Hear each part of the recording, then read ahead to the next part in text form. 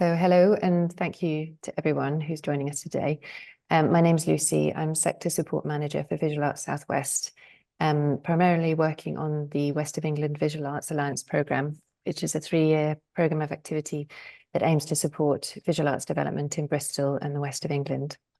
The Alliance is co-led by Spike Island and Visual Arts South West and includes partners Bath Spa University, Bristol City Council, the Brunswick Club, Creative Youth Network, Superculture, North Somerset Council and UE in Bristol. The seminar today is going to last approximately 2.5 hours. We will have breaks during that time as well, and Amanda will talk a little bit more about the schedule in a moment. There's live captioning with Otter, and hopefully you can see the link on your screen now. We're also recording today's session, so if you'd like to watch it back or you're not able to stay for the whole time, there will be a recording, and this will be published on our website with BSL captions as soon as it's ready, and I'll send out an email to confirm when that's live. I'll keep a lookout for messages, but please feel free to send me a message at any point if you're having any tech or access issues, or if you have any questions. So this event is part of a series considering access and disability representation in the visual arts, and it's being programmed and led by Amanda Lynch, who is a visual artist, researcher and curator with a special interest in disability art, in the disability arts movement, and in being an advocate for those who face barriers. Amanda grew up in London and now lives in Somerset. She has a BA and Masters from De Montfort University in Leicester, where she trained in sculpture before moving into working with assemblage and collage. Her practice is now research and activist focused. Amanda is also a very valued member of the Visual Arts South West Steering Group and has been a real guiding voice in our research and thinking about equality, diversity and inclusion, and working with and supporting practitioners across the South West. This is actually the last event in this series of workshops and resources, but there are some published resources which are related to the programme, which you can find in the resources section of our website, and I'll share the link to that in the chat in just a moment. So I'd like to welcome our speakers and everyone joining today, and I'll now hand over to Amanda, who'll share a little bit more information about what's going to happen in this session. Hi everyone, and thanks so much, Lucy. That was an absolutely wonderful introduction, so thank you. That's really kind. So again, thanks to everyone for joining today. So I just again want to say a huge thank you to Lucy, the Visual Arts South West team and the Weaver project that has been supporting today's session. So without further ado, I'd like to introduce our first speaker, so Christopher Samuel. So I'd just like to give him a little intro, and then I'll just touch on just our running order today. So Christopher is our first speaker, and Christopher is a multidisciplinary artist whose practice is rooted in identity and disability politics. Often echoing the many facets of his own lived experience, Christopher's work tells stories, often raising awareness on his experiences as a Black disabled artist, missing representation within archives and shared narratives from others in similar circumstances. This includes small detailed ink drawings, film, printing, research and other large installation-based work. So I'll hand over to Chris in just a second. Thanks so much, Chris, for joining and for the rest of our panel. And I've just popped in the chat our running order for today. And if you have any questions, as Lucy mentioned, do pop it in the chat. I'll be keeping an eye out. And if not, use the raise hand icon towards the end of the session. Thanks so much, Chris. Thank you, Amanda. Good afternoon, everyone. Well, first, I'll start with a visual description. I'm a Black man. I'm wearing a orange, bright orange hoodie. Sitting in my wheelchair behind me is a stack of trainers, an array of different scarves.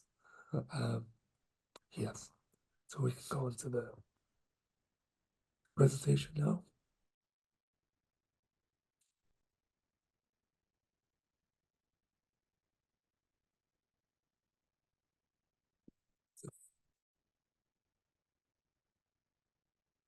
Okay. Can everyone see that okay? Yeah. Okay, brilliant. Yes, fine. So thank you for go back to the beginning. I will give an introduction into my practice because Amanda done that. Thank you. It's okay. So next slide, please. So on screen are two drawings of mine. They're black and white ink drawings. To the left is a drawing of a man with a skull for a head, sitting up in an outline of himself on a wooden floor. Around him are some bags with things written on them, like lies, drugs, pain. Okay, and on the next image, on the right, is a drawing of series of doors with my name on the door with the names of birds below that. So I thought I'll start by telling you a bit about my journey into art. Becoming an artist wasn't something I imagined I'd be doing throughout most of my life. When I was growing up, school and education wasn't something that was enjoyable for me for various different reasons. So at primary school, I was diagnosed with condition.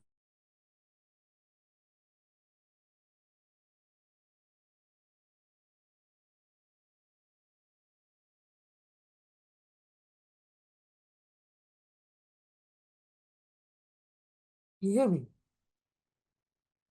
Can you hear me now? I think you might have been muted there for a second, Chris. We Okay. can hear you now. Okay. So my condition wasn't taken into account. So I was seen as kind of disruptive, naughty, and there were things that I would or wouldn't do, like not sitting still because I was in pain or struggling to hold a pencil. After my condition was diagnosed at the age of 6, I was kind of forced into a special school where we would where we were not taught kind of the normal curriculum. Is we was basically kept occupied with activities such as making cakes, playing with sand, playing in the sand, and in my mum's own words, it was a dumping ground for local children who had been expelled across the borough and also disabled children. Finally, after my mum fighting for many years with local authorities, I made it into a mainstream secondary school a year before my GCSE, so prolonged period without any education.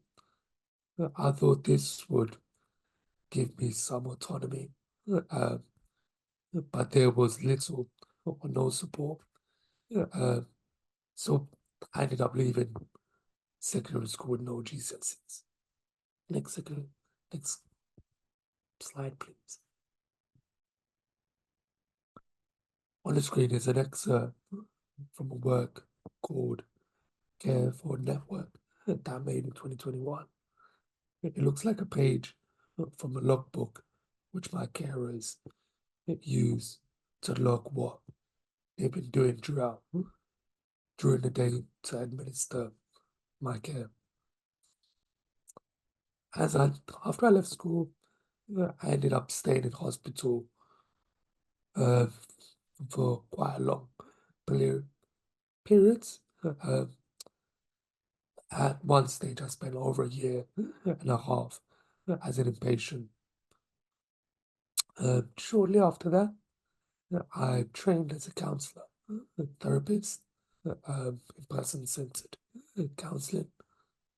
But after maybe a year, I ended up back in hospital for another prolonged period at this point in my life, this was a really low point for me, place to be in. But I stumbled into art when when a prospectus from a local college came through the door, and it was a prospectus for a disabled college for disabled students. And it read, if you're unsure about what you want to do, coming for an interview, and we can talk about it. So I did. I ended up signing up to a BTEC in art and design. And it was one of my first real experiences of having academic expectations for me in a healthy and kind of best practice way with that and counselling. The penny dropped when I was asked to kind of create a self-portrait as part of the modules. And I did a drawing and it looked just like me. From that point on, I kind of immersed myself fully into reading about art and creating art.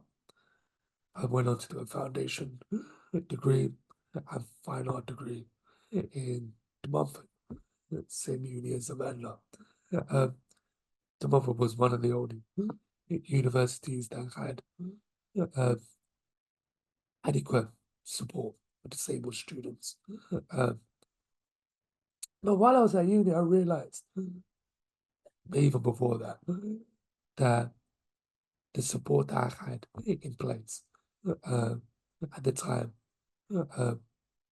would not last, and that I would need to manage situations or my practice outside of that. And I knew to have autonomy in my practice as an artist, I needed to plan ahead. And I think autonomy for me is not the obvious. It's not expecting to do everything on my own. It's about being prepared and putting things and people around me in place to enable me to work and in general exist in life to do the things I need to do. So this piece, Careful Network, was one of the first, along with the drawings, kind of like the first birth of me kind of taking autonomy, but my practice becoming more political and disability identity focused. So again, if by now you would have read some of the text, so this is an interpretation of what a real day looks like for me, written in an honest way. It kind of reveals a story in a way which a real carer's logbook could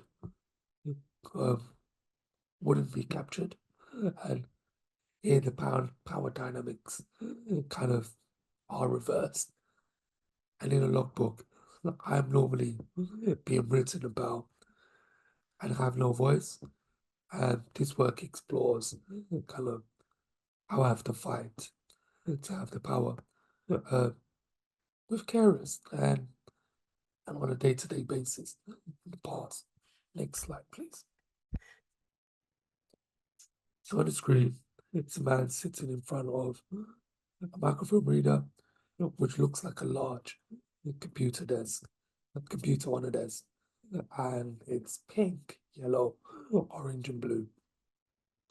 And there's an image of me speaking to a camera on the screen. As my practice has developed, I've become more interested in lack of representation and documentation of disabled people in cultural spaces. And I've said this a few times before, and other disabled people have said it also. Not to see yourself represented in such spaces, it suggests that those spaces are not for you, and also that your story does not matter. And also, if we don't capture certain experiences and stories now from people with real lived experiences and preserve them in our culture, art, and institutions, they'll be lost forever, but also they'll be spoken about through the lens of other people. And that's really not okay. So this project, this piece of work I made is titled The Archive of an Unseen, which I created for the Welcome Collection in 2022. And this project started as a research bursary commissioned by Unlimited to research Welcome Collections archive. And my research question was, am I represented in Welcome's medical and historical archive? And for those who don't know, Welcome's archive, Welcome Collections archive is one of the largest medical and social archives in Europe. And obviously, I found that I wasn't represented. My story of being Black, British, disabled, growing up in the UK was absent from the archive, from their collections. And so I proposed to make a response to address those gaps that I found. Next slide, please. So on the screen, got 3 photos of the archive being exhibited. The gallery walls are white with black lines making up geometric shapes filled with blocks of color, orange, pink, yellow, and blue. And there's a microphone reader sat on the desk with a white chair. And then one of the photos on the right is an image close-up of the microphone reader with an image of a blue school bus on the screen. The photo below that is an image of a large, colorful box, orange, pink, yellow, housing a sound piece. The narrative of the Archive of the Unseen is centered around my lived experience growing up and how the medical gaze and social norms kind of affected my life. I spent over a year researching into my own and family history to build a narrative which is made up of photos, videos, documents, and making a narrative is housed in this custom-built microphone reader that people can scroll through chronologically, exploring themes such as pre-diagnosis, education, hospital, family, leaving school. The work is currently going to be on show at MEMA in Middlesbrough. So if there's anyone in that area, please come on and you're welcome to come and visit. Next slide, please. So on the screen is a still from a film that was part of a collaborated making, and it's part of a portrait of King Henry with words such as disability and power written across his face, but redacted. It's encouraging to see a move towards greater representation in museums and galleries. This is a still from a project that I was part of between 2021 and 2023 called Everywhere and Nowhere. I worked with the Research Centre for Museums and Galleries in Leicester and the National Trust to identify and highlight stories of disability with connections to National Trust sites and collections. Again, I was drawn to working on this project because it was about representation and the importance of being seen in historical and cultural spaces.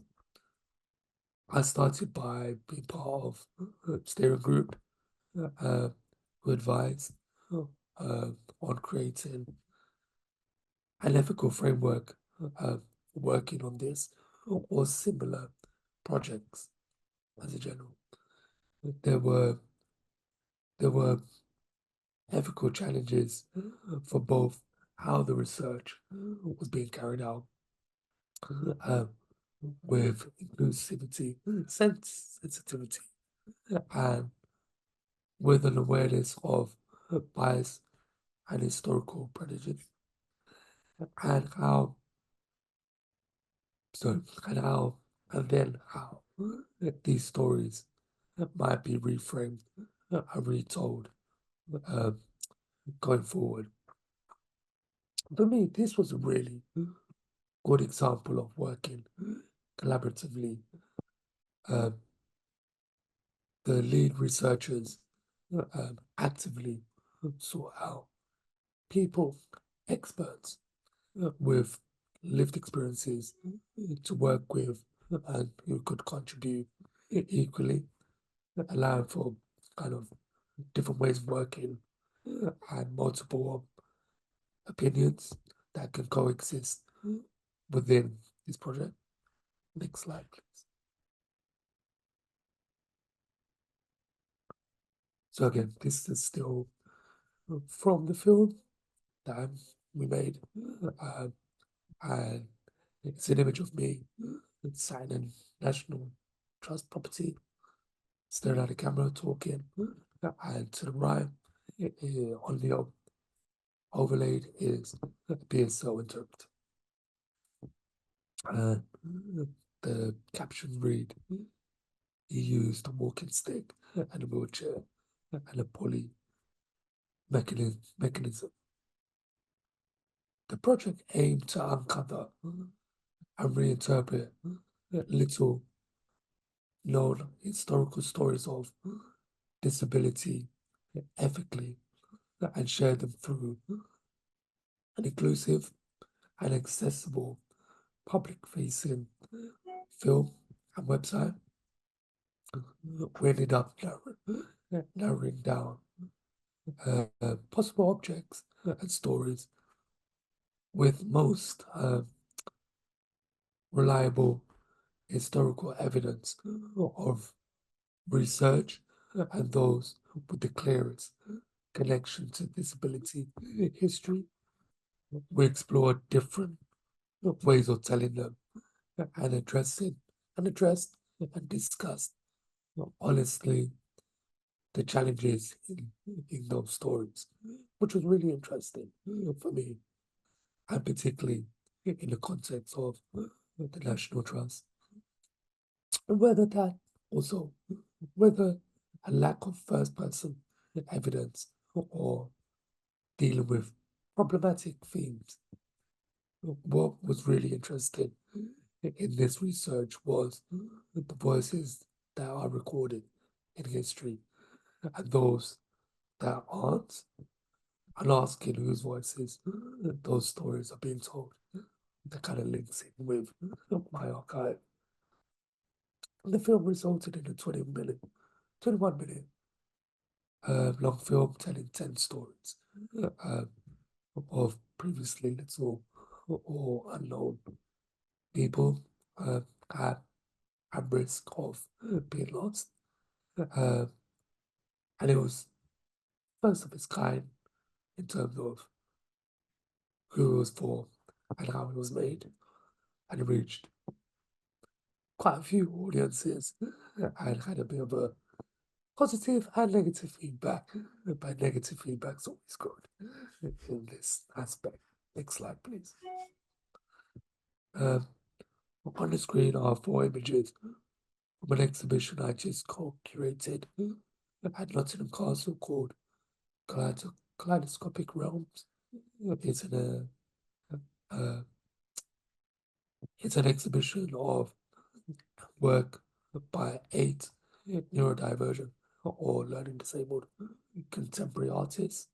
The gallery walls are painted pale blue, pale pink, bright yellow, grey, and there are 2D and 3D works in each space, from large, colourful abstract paintings on the walls to small and intricate folded books in bookcases in a case. Disability representation in the arts is something which is both visible in whose work is shown and where, but also less visible in whose work behind the scenes, and who makes decisions and who drives the trend in the sector. We need more disabled CEOs, directors, curators, critics, funding decision makers. This is my opinion. There have been some positive changes in the sector to try and employ a more diverse workforce and to program and commission more diverse content. In terms of how and where work gets shown, one of the comments I hear from this show was that they haven't seen work like this, shown like this, in this kind of space, with this kind of curation. And given work by disabled, outsider or neurodivergent artists, the same respect, space, and audience is so important to stop it being seen as other or lesser or different value, of a different value. Having a more diverse workforce helps everyone to bring in different experiences of the world and different viewpoints.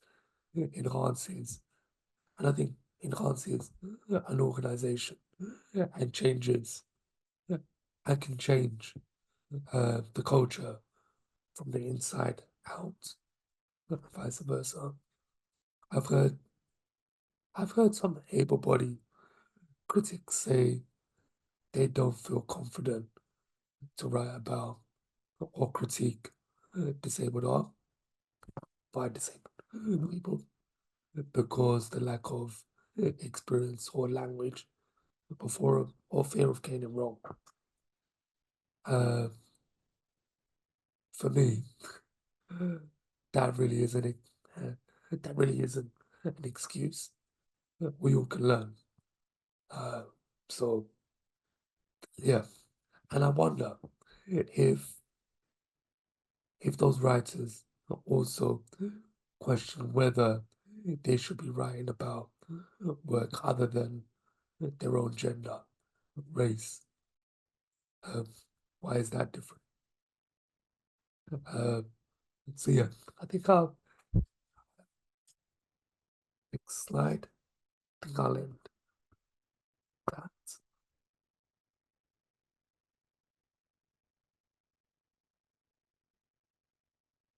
that. So yeah, if I'll wait until a bit later if anyone has any questions. And also, I'm currently in residency at Birmingham Museum, currently looking at their collection and making a piece of work in response. Thank you. Thanks so much, Chris. That was brilliant. You did have one burning question and comment, and I just wanted to read this out just quickly. So this is from Rebecca Lee. And Rebecca said, "Love your work, Christopher, the archival, political and medical gaze aspects, and your drawings too. Glad that you have a show coming up soon, and maybe you hope to see your work in person." So with representation and disabled impact in mind, there's two parts to this question. Who and what are your favourite disabled artists that you have come across? If you have had an opportunity to see other disabled artists' work when we are underrepresented, and what was it about their work that most impacted you? That's the first question. So have you got a favourite? Pick your favourite child. That's a bit hard.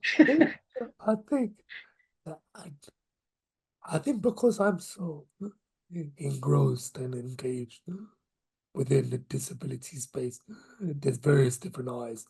I think one person who made me, because just to be clear, I've never been accepting of my disability for a very long time. I did everything I could to kind of separate myself from being labeled disabled or being linked to other disabled people or being in the same space. But it's when I discovered Tony Heaton. He said to me, you need to embrace your gripness. And the way he spoke about being disabled or crippled and regaining that kind of autonomy or that power, that kind of inspired me and made me less apologetic about my experience and my views. So yeah, I hope that answered your question. Brilliant, thank you. And the second part to it, I'll just touch on quickly. Are you part of any disabled artist collectives where you're able to discuss your work? And that was from Rebecca as well. Not really, but I'm engaged with. So I follow all the different forums, Speak Online, Dash, Unlimited, Shape, all of the disability focused and driven spaces and the other spaces I go to and I look for to see who's written what or what's happening where and so on. So that's a good tip. Great, thanks so much, Chris. Yeah, so again, just a massive thank you, and it was a really interesting, insightful presentation. So I'd now like to hand over to Matt Burrows. So Matt Burrows is a curator and gallery manager at Exeter Phoenix. So multi-artform contemporary arts venue in Devon in UK that specialises in working with emerging and mid-career artists. He has had over 30 years of experience working within the contemporary art in project management, exhibition making and curation roles in commercial, public and community settings.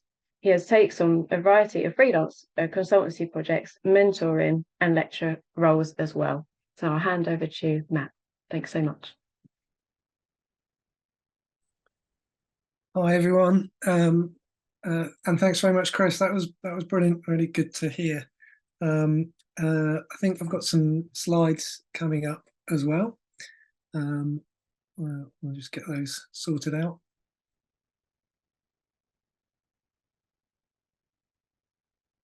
Brilliant. Is that okay?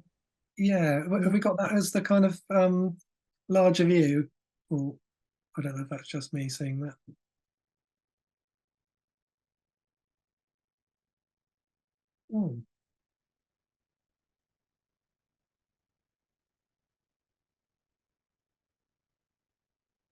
Well, we'll work with it. Don't worry too much. Just as I start, I just wanted to pick up on something that Chris just talked about fear of getting it wrong. And, you know, I was feeling a little bit like I wasn't necessarily someone with a huge experience in this area, and was having a bit of a kind of imposter syndrome about it. But at the same time, knowing at the same time that the work that we do is based in just being curious and interested, and talking, luckily getting great feedback from the people that we work with, making me realize that it's important from what you were saying, Chris, before, that it's just important to just be part of these conversations and be in the space, and not worrying about getting it wrong, which is what I'm trying to do. So sorry, I'll just introduce myself for everyone with a description. My name is Matt Burrows, and I'm a light-skinned, middle-aged man with a beard. I'm wearing reading glasses at the moment. I've got short hair, and I'm wearing a blue shirt. And I'm at home at the moment, in a space in my house. This first slide is a picture of Exeter Phoenix. It's quite a Georgian-style, imposing building, brick building in Exeter. And in the windows, there's text, large letters in each of the windows, that spells out never, never, never, never give up, which is an artwork that I worked on with some artists called Low Profile back in 2013. And it's become a kind of touchstone image of the building, and it kind of captures something of the sort of the spirit that we all work under. The building itself, it's a big building, and it hosts art galleries and a music venue, cinema, theatre spaces. We've got a bunch of partners, such as a print workshop and community radio station and a recording studio. So there's loads of stuff going on in the building. And I run the visual arts programme, and that includes programming several different gallery spaces, various art classes, and a strand of artist support and development events and opportunities. As an organisation, we kind of aim to be open and accessible and inquisitive, ever more so. And personally, I recognise that the sort of evolving interest in how I want to work and reflect the world that we live in. Today, I'm just going to touch briefly on some of the ways that we currently work with artists who have disabilities on a regular basis, as well as using examples from several recent projects. The experiences and influences of the artists that we work with have helped me in my role as a contemporary art curator to adapt and develop how I think and how I work. One of the great privileges of my job is that I get to briefly step into the world of all the artists that I work with, and leaves me with a small amount of knowledge about a really broad, dizzyingly broad variety of ideas, and life experiences and points of reference. And that's whether it's artistic or literary or political or social. I get to dip into those worlds, and it's part of my practice that I like to continue to grow. Can we have the next slide, please? This slide has three images in it. On the top in the corner, there's a woman in a wheelchair and a smiling man in front of a screen.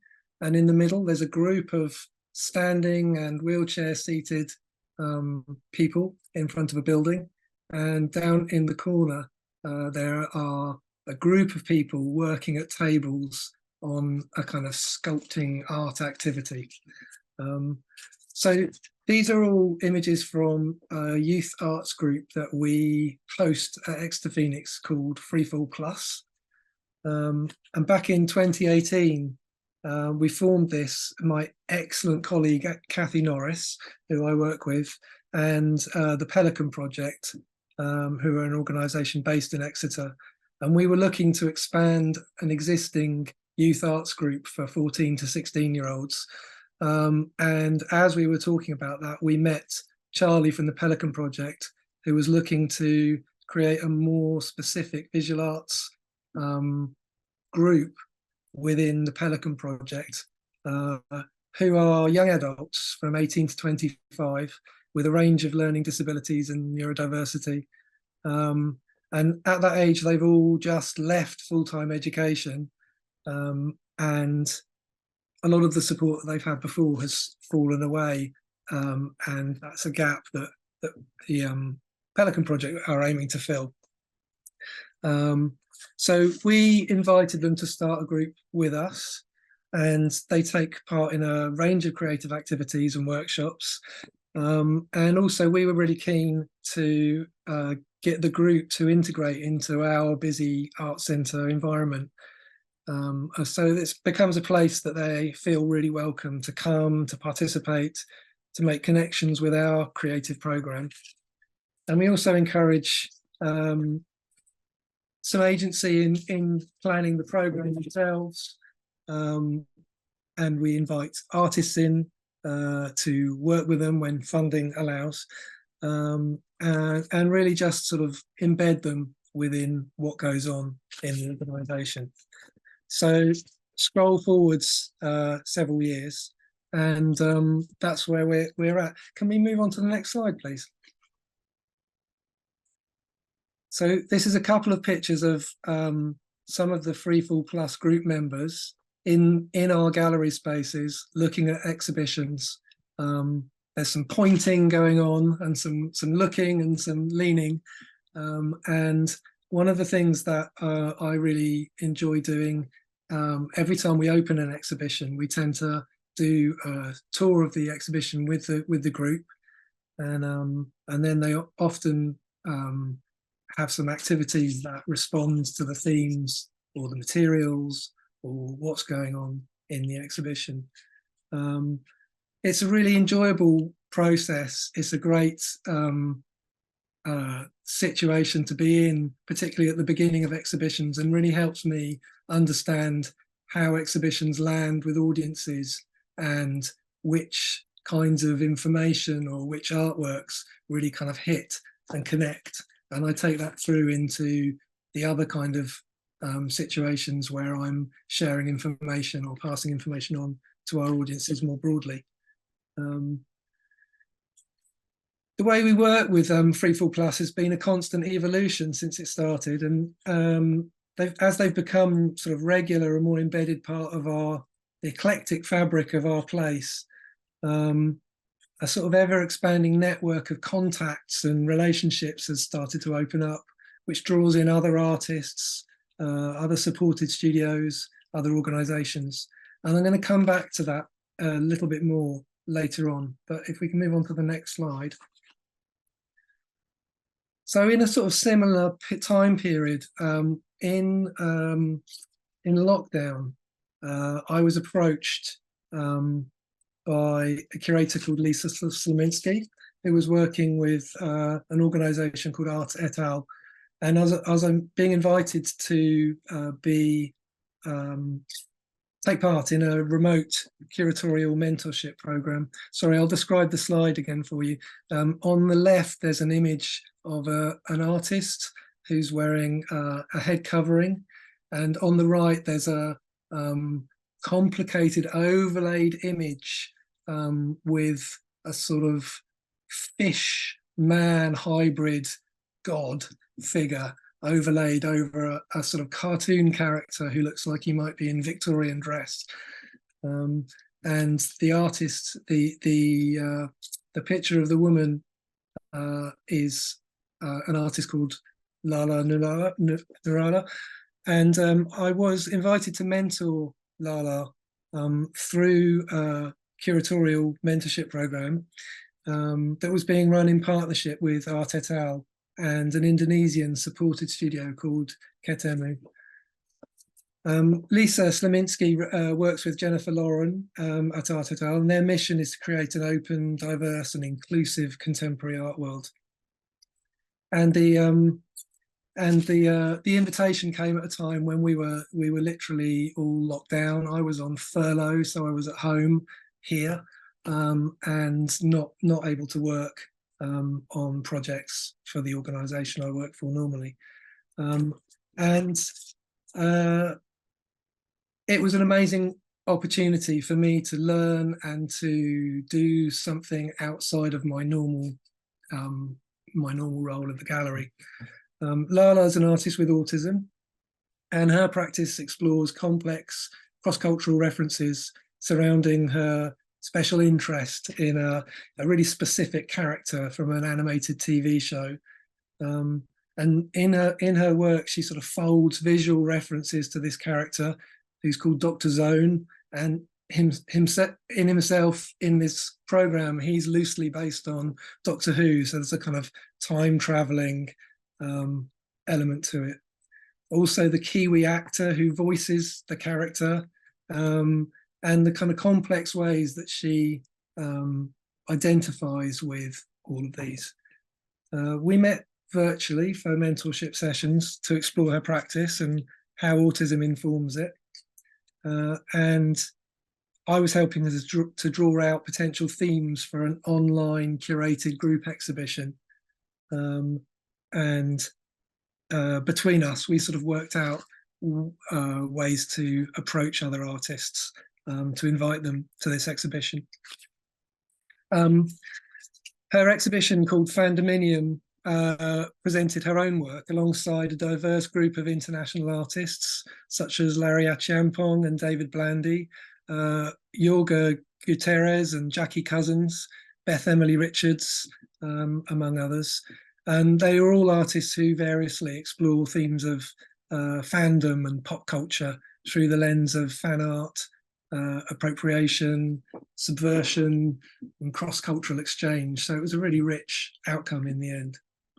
Working with Lala was an extraordinary learning experience, personally for me, and undoubtedly one that was made more powerful during that uncertain time when so many other social structures were being unpicked and re-examined more broadly. And on a personal level, at the same time, we were exploring a potential neurodiversity diagnosis in my own family. So a lot of those things were all happening at the same time for me. And with amazing support from Lisa at Art et al., it was quite a deep dive into thinking about some other things that I maybe hadn't really been making space for or having time to really engage with in my hectic kind of curatorial practice. Can we have the next slide, please? Okay, so in this slide, I've got, again, there's a sort of composite of 3 images. There's a projection screen in a gallery, a large projection with a black woman on the screen and some subtitling that you can't quite read. Below that, there's a white gallery space with a video screen on the wall and some T-shirts with slogans on hanging from a line across the gallery space. And on the right, there's a photograph of Lisa Slominski in conversation with an artist, James Paddock. And I'm going to talk a bit about that exhibition now.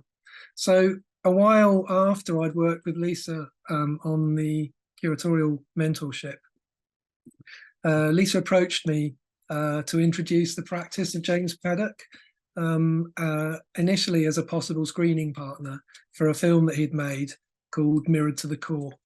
I thought the film was really beautiful, and having met with James and Lisa, agreed that we would support his Arts Council bid to sort of expand the idea of showing this work on alone into a sort of full solo exhibition with other works.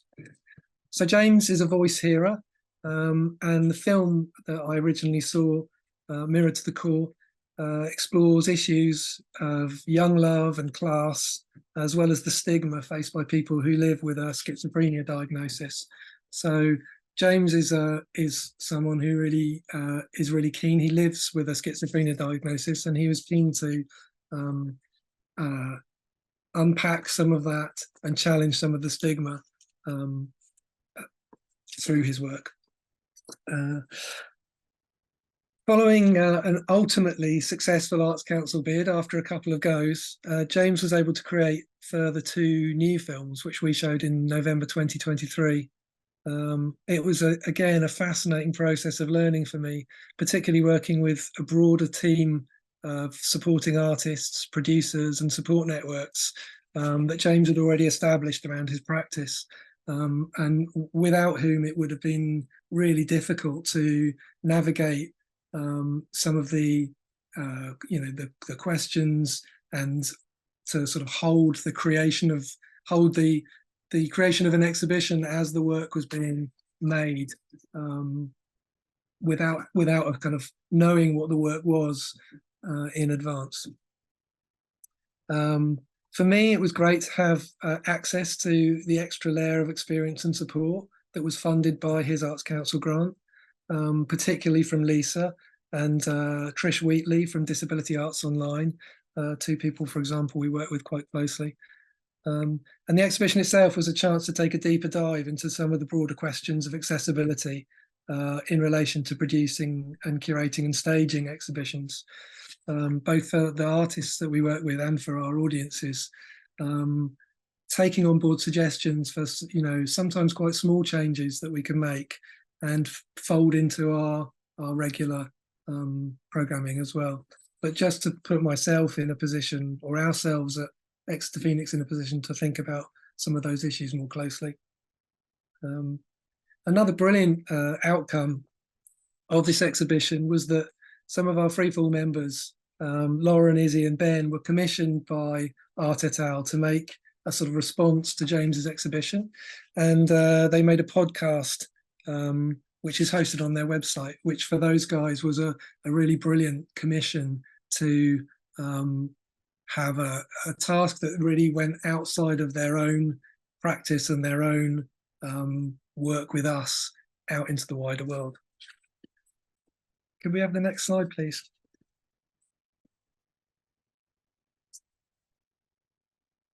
So another exhibition that's been really influential for us is with Natasha McVoy. This slide has 3 images in it. In the top right-hand corner, there's a portrait of Natasha, and below that there's a picture of a large projected image of 2 figures walking through woodland in a gallery space, with some sculptural reflective shapes on the wall either side. And over to the other side of the screen, there's a photo of an installation in the gallery with a wall painting with sort of pink outlines of floating amorphous white shapes, and hanging on the wall are a variety of ceramic sculptural forms made by Natasha. So in 2022, as part of our long-running Artists Moving Image commissioning strand, we commissioned Natasha to make a new film and selected her on the basis of her proposal for a film that explored structural changes that she's made to her life, both as a mother and as an artist, and as a carer of neurodiverse, non-school attending twins. Called Mum Mum, it explored her concept of the mother as stunt performer.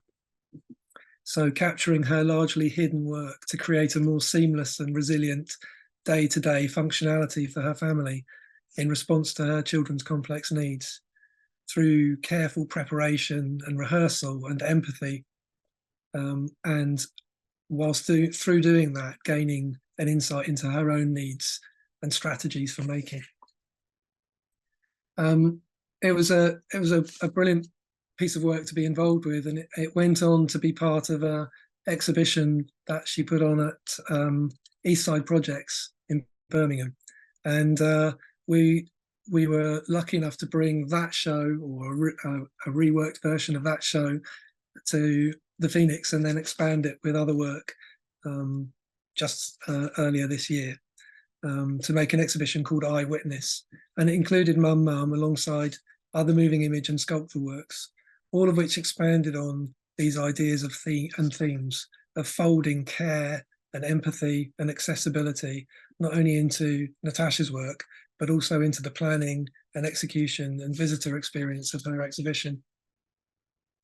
So once again, working with extraordinary artists, we were able to absorb through real life lived experiences, ideas and procedures that move the dial for us on how we work. I think it's something that I really aim to work empathically. I realize now that I aim to work empathically with all of the artists that we work with. I'm interested in working with, you know, interesting and extraordinary and beautiful work. And it's just starting to bring me these experiences which chime with those ideals and those ideas that I have. Can we have the next slide, please?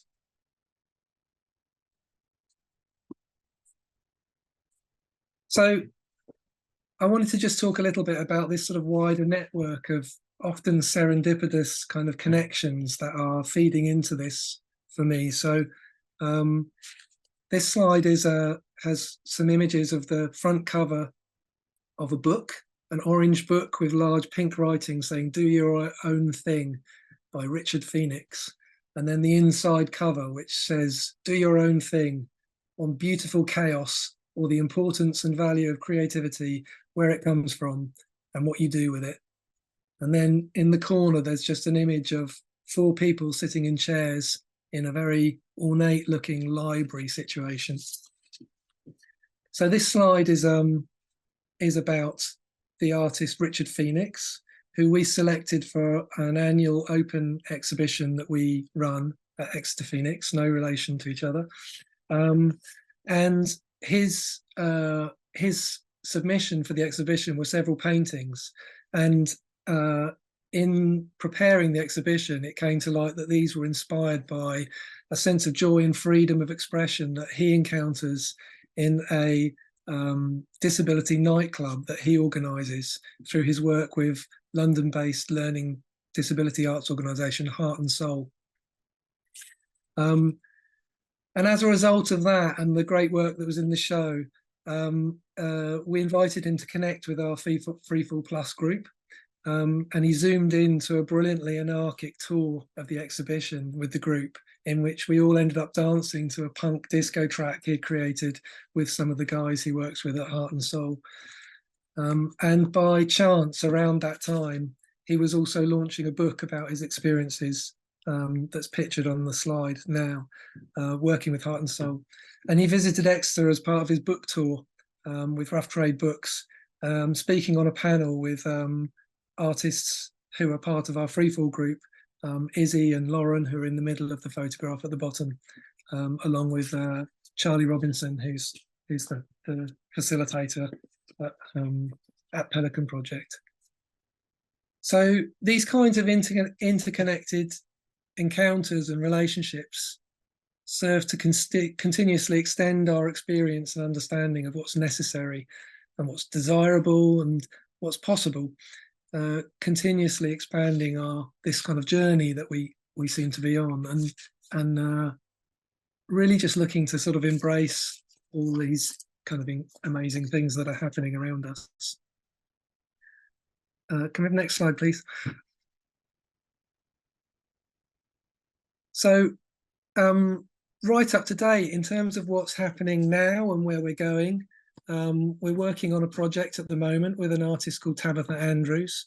It's a sort of long-running, multi-stranded project that includes a commission for a sensory sculpture that will stay rooted in the community and be available for ongoing use for interaction.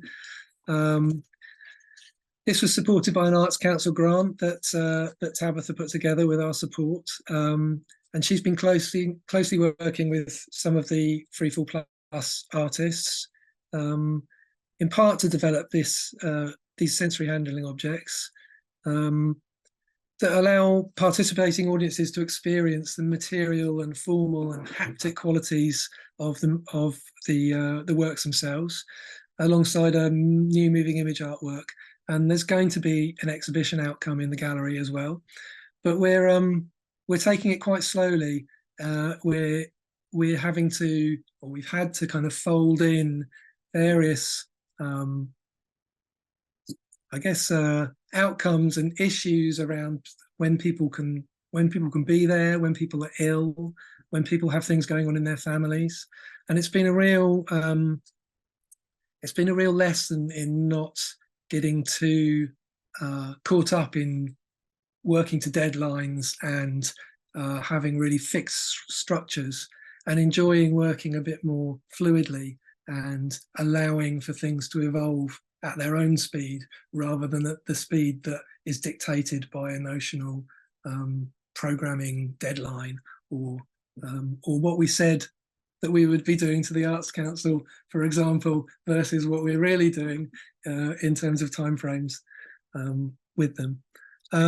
Tabitha is really interested in ideas around reverse accessibility, so exploring a more universal attitude to audience and user experiences of her artwork, rather than retrospectively addressing accessibility following its development. So she's been really doing a deep dive into thinking about how her work can be accessible for all people before she's made it or while she's making it, which is a brilliant kind of way of going about things, which again was new to me and something which I'm hoping to learn from.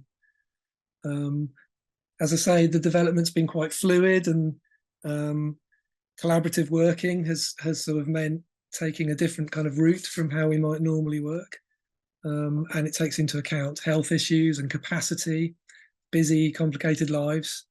And our mantra throughout has been to keep stress to a minimum, to accept the cards we're dealt as we progress. And our aim, having said that, is to complete it sometime in early 2025, but you'll have to watch this space. Can I have the next slide, please? So coming back to our Freefall Plus project, in this slide, there's an image to the left, which is tens of drawings of the moon in different cycles of waxing and waning in chalk and pastel, laid out on a table. And in the middle, on the right, sorry, there's a drawing on tracing paper of a woman looking very relaxed, sitting cross-legged with a glass of wine in her hand. And in the middle are two of the artists of these works. So Izzy, who's on the left, and Lauren on the right. So as I was saying before, our Freefall Plus project has been developing all of the time. And one of the things that happened over time was that the group could only have a particular capacity. And we were trying to cover a lot of bases with what we were offering. And as things changed in other places that Pelican Project were working, they were able to offer a more sort of generic and therapeutic group art activities in another space for more people, which meant that we were able to focus our what we were doing with Freefall Plus to offer a more focused creative support to fewer, more engaged visual artists who were developing their own individual practices.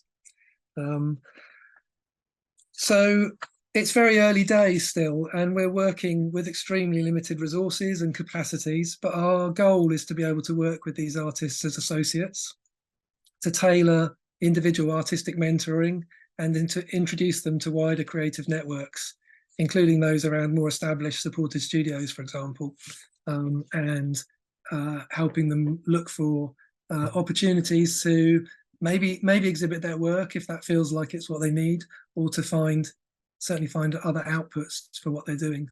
And that's where we're at right now with that group.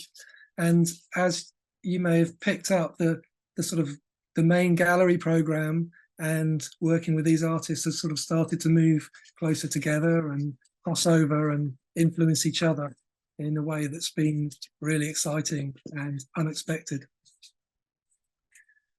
So I think that's my last slide. There may be one more. Maybe That's the last one. That's the last that's one. the last one. Thank Yep. you. So I guess just in terms of takeaways, I should summarize with what I guess are to embrace continuous learning, to be open to new ways of working, but also making sure we look after our capacity. It's so easy. I'm a perfectionist at heart, and I'm trying to unpack some of that desperation to have everything work out right and in the way that I expect it to, and in the way that contemporary art exhibitions are supposed to look or unfold. So taking care of capacity, moving slowly and in a considered way, and definitely recognizing the crucial importance of working with wider support where possible, because we all only have the understand and have the capabilities to do the bits that we can do. And it certainly strikes me that particularly in a disability arts context, that support is needed and that capacity is needed really broadly. Being open to new ways of working and finding alternative ways to benchmark quality. Going back to what we were talking about right at the beginning, what does it even look like outside of conventional frameworks that exist around academic, class, race, and normative ideas about physical and cognitive ability? Inevitably raises difficult questions in an already really precarious sector. So learning and capacity and resources are all there as well to consider. And our challenge is to meet all of that. And for me, it's just really important that it can't be from a kind of box ticking mentality. It's got to be from a genuine place of curiosity and hopefully creative joy. I think finding other ways of thinking about what excellence looks like is something that I'm thinking about a lot at the moment. And that's your lot. Thanks so much, Matt. That again was a really, really insightful presentation. And we have had a question just before we go on break. Question from Rebecca. So do you think Arts Council funding incorporates or is competent in understanding the realistic nature of working with accessibility? So I'll just ask the first part of that question, purely because you've touched on a lot of the artists you've worked with have gone for Arts Council funding. So I think that's quite an important point. I think probably the answer is no. It's interesting for us because we're a national portfolio organisation. We can't apply for project funding ourselves, which is incredibly frustrating because the reality of that looks like a tiny amount of money for all of the activity that happens across theatre and music and art. So we can only support artists to apply for their own projects. And it's something that only recently these are the projects where I've been doing that, and it's been amazing that we've had success. We've also been involved with projects that haven't had success and had to carve something out anyway. And I guess the main thing, I think I probably repeated it far too many times in the last bit, but there's a thing around capacity and support that without that it would be incredibly difficult to hold that space. And that's what those projects, that funding has brought to those projects. And I think, we have to be realistic about the funding environment that we're in, but it's certainly something which I think could be given more priority in terms of where it's needed for people to actually achieve the things that need to happen in the sector.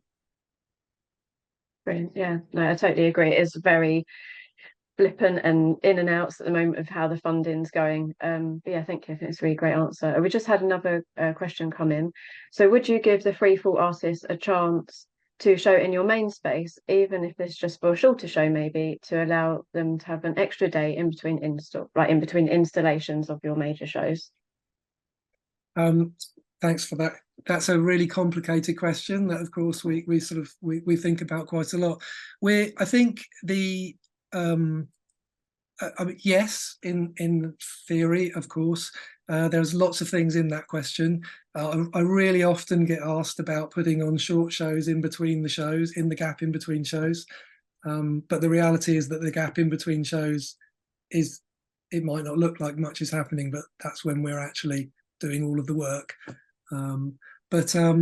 Yeah, it's something that we think about a lot, and we're just working, we're thinking and we're working slowly, and we're not rushing into that. I nearly rushed into a project like that earlier this year, and I'm really glad that I didn't, because life was much more complicated than I initially thought it was, and some of the practices are more complicated, and actually some of the artists thinking it's about matching that, the value of that opportunity to the artist and the work that they're making. What I'm really want to be really careful of is that I'm not sort of showcasing something where the value is for the organization, and for me as a curator, rather than it being a value to the artist. So that's definitely something which could happen and might happen, but we're such early days. Freefall Plus happens for 2 hours a week on a Tuesday morning in term times, with almost no funding. That's the sort of space that we have. So we just don't want to rush into things too much. Brilliant, thank you. And I just want to ask this question before we break, because we spoke about this earlier. So a question from Jay says, it's great to seek wider support, completely agree, but what is your advice on battling personal imposter syndrome in the internalized ableism in the art world, and what if you might not fit in? So I wanted to just end on that one with you, Matt. I'm sorry, I'm trying to work out what the question is. What was my advice? I don't know. As Amanda knows, I was sort of feeling raging imposter syndrome about today, that I was somehow being presented as a poster boy for disability arts programming, when that didn't feel like that's what I was doing or had a right to be speaking about. And as I say, I've got people around me who can reflect that back and tell me I'm being an idiot, and that there's interesting things to find out about it. Which I guess is the best advice, is that get people around you and talk, who can tell you that you're all right, really, because you are. Embrace the imposter. Embrace the imposter and do it anyway. Do it anyway, exactly that. And I think that's a perfect timing. Again, thank you so much, Matt, for your brilliant presentation. And anyone else that does have any more questions, please do pop them into the chat. So what we're doing now is we've just gone to a half-hour break. So time is 3:15. So we'll rejoin at 3:45 for our next speaker, which will be Anna Mankee-Williams from Falmouth University. Thanks again, everyone, and thanks again, Matt. Hand over to Lucy.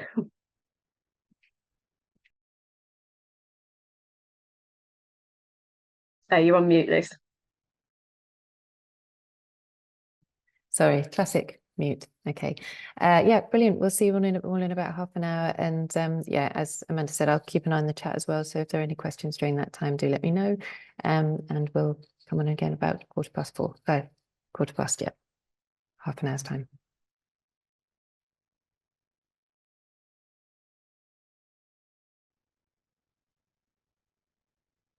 Hi, welcome back, everyone. Hope everyone's had a chance to get a cup of tea and have a bit of a break. It's really nice to see the conversation continuing in the chat, and already people making connections, which is great. And Holly also asked a question about making connections as an early career artist. And I just wanted to flag that I shared the link in there for a recent resource that we've created with Hannah Wallace, which is a guide to getting started as an artist and making connections and specific support to be found in the sector for deaf, disabled, neurodivergent and sick artists. So do have a look at that. But thanks again for joining us, and I'll hand over to Amanda to introduce our next speakers. Thanks so much, Lucy. Hi, everyone. Good to see you back.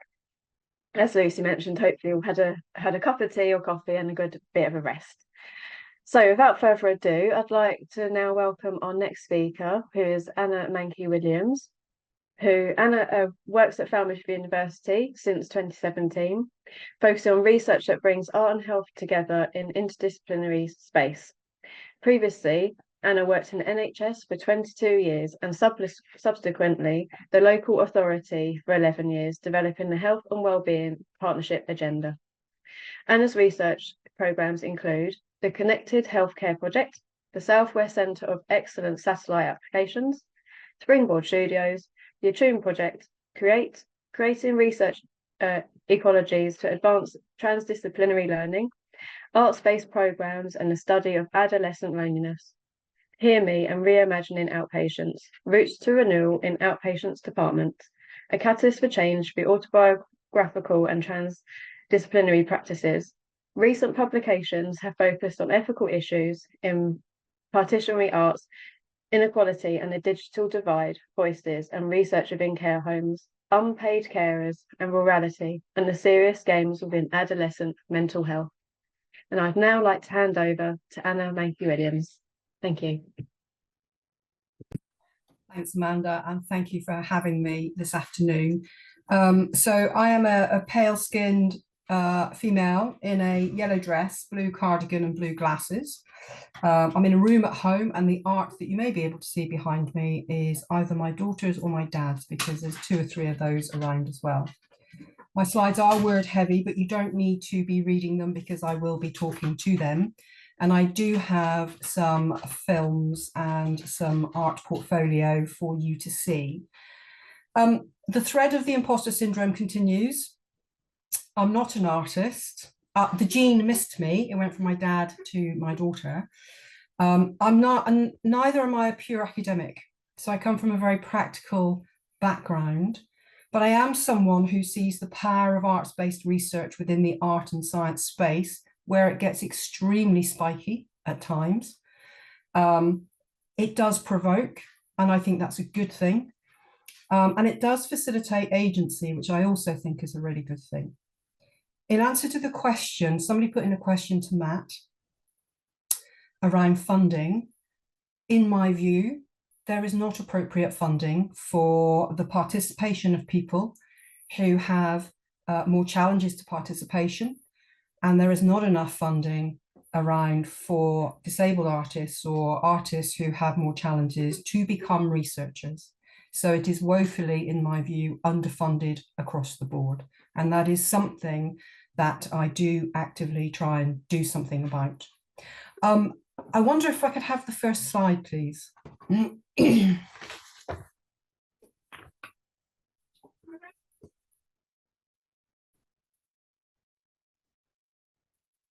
Is that showing up okay? It's showing up okay. Thank you very much.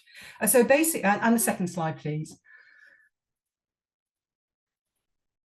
So I just want to say that I'm going to talk in particular about the Attune project, which is about adolescent mental health and adverse childhood experiences and trauma. The artworks and stories that I'm going to be discussing can be upsetting and they can trigger distress. Please do leave this bit of the session if you need to. And this is not an intervention or a therapy, but I'm quite happy to listen afterwards, especially if there are suggestions around how else we can be talking about this without maybe going down the road of triggering anybody. So please do feel that you can leave this particular bit if you want to. Next slide, please. So the format of this next 20 minutes, I will be discussing the Attune project. I'm going to tell you what that is in a minute. And I'm just going to, at the end, just gently reflect on the nuances between equity or inequality and inclusion and diversity purely within a research perspective. Okay, next one, please. So the Attune project, and this is all academic speak, right? So do switch off if you want to. But it is about understanding mechanisms and mental health impacts of adverse childhood experiences. And just to sort of really kind of quickly say what they are. So they are the domestic violence, the neglect, the emotional abuse, bullying, cyberbullying, all of the types of things that create trauma and that are that create trauma in childhood. And the Attune project is about understanding the adverse childhood experiences, the impact on adolescent mental health. We're working with young people between the ages of 10 to 24, and then looking to co-design both a public health and educational resource and a game to see if those have a place within our society as we are today around supporting those young people.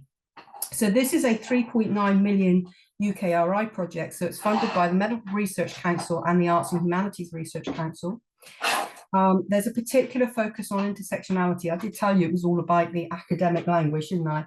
But all of that is about where you have neurodiversity, the impact of neurodiversity, the impact of place, gender, sexuality, faith, race, ethnicity on adolescent mental health, and where that intersects with adverse experiences. So this whole research is designed to be novel because it comes from a place of, I'm sorry, my dog is playing with a toy in the background. They were perfectly quiet and still for everybody else's presentation. So I do apologize about that if you can hear it. But we are looking at whether or not there is a transformative approach to methodology, which is, that can challenge the traditional quantitative methodology within the health perspective, and then whether or not there is something beyond that methodology that has been co-designed with young people. So this particular project has young people as a central theme all the way through it. Next slide, please. So why did we need to explore this subject matter in this way? So I would argue that we do the science well, and yet in this space of mental health, and yet we still do not fully understand certain things that are about adverse childhood experiences and mental health, and we do not fully understand the impact of the intersectionality experience. We also do not understand the now of society. We do not understand how young people are experiencing society, and we have not got a granular understanding of how their environment, their experiences with society, adverse childhood experiences as they perceive them, impact on their mental health. What we do know is that youth voice and youth perspectives tend to be absent from decision-making around service provision for mental health. And what we also know is that society is changing, because we are hearing that from young people, but it's how it's changing and how that impacts and how their mental health can be supported as we move through. Or you could argue that we are being told, but we're not hearing it. And that's coming up pretty strongly. And what we're doing through this project is we're positing that arts-based methodology can reach young people in ways that traditional research cannot, and that we can reach young people in ways that the arts-based research can reach young people that often are not heard, so that we give them a voice through the arts. So we're asking, what do young people consider to be traumatic, and how do they vocalize that? Next slide, please. Okay, so here we go. This is some of the shocking stuff that we do know. You know, the UK is very much an outlier when it comes to community participation in autism research. That may not actually surprise some of you, but we're really close to the bottom. We do not fully understand how neurodiversity, adverse childhood experiences impact on mental health. Research and clinical practice, this is another thing that we do know, is very avoidant of thinking about neurodiversity and adverse childhood experiences and other intersectionalities. So if you've got numerous things going on, there is what we think is systemic avoidance of the whole issue. None of our structures within the health service or educational services are designed to support young people who have numerous things going on for them. Next slide, please. Oh, and this is the shocker. Again, we know it. There's no standardized NHS treatments for ACE-related complex mental illnesses. So, yeah, that is a shocker. That's why we need to do this type of work. That's why we need to be exploring these things with different methodologies. And we need to inform pathways of support. We need to facilitate difference. And that's one of the reasons why we're exploring the role of a game in this as well. And again, as I say, young people are co-designing all of this with us. They are absolutely front and center of this project. Next slide, please. So what are the creative practices that we have used in the project? You can see them there. So what this slide is doing is describing the creative practices that we have used with young people. So photography, animation, dance, collage, drama and performance, creative writing, film, music and art. We've worked with 100 young people across Cornwall, Kent, Leeds, Oxford and London, aged between 10 and 24. The only place that actively recruited young people who were neurodiverse was Kent, and that was very deliberate so that we could really hone down on some of the insight that they provided for us. But all other sites recruited from either community settings, schools or higher education. We did not actively recruit young people who were neurodiverse. However, 75% of the participants that worked with us either had a diagnosis of neurodiversity or believed they had neurodiversity. And I think that's really important to consider as well. Next slide, please.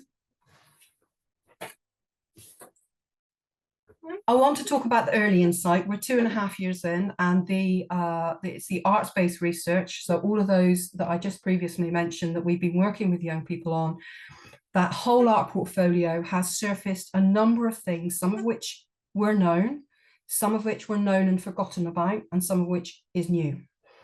And the power of the art, and again, I come back to, the power of the art is something that is absolutely overwhelming at times and so much more powerful than just looking at the results of a survey, for example.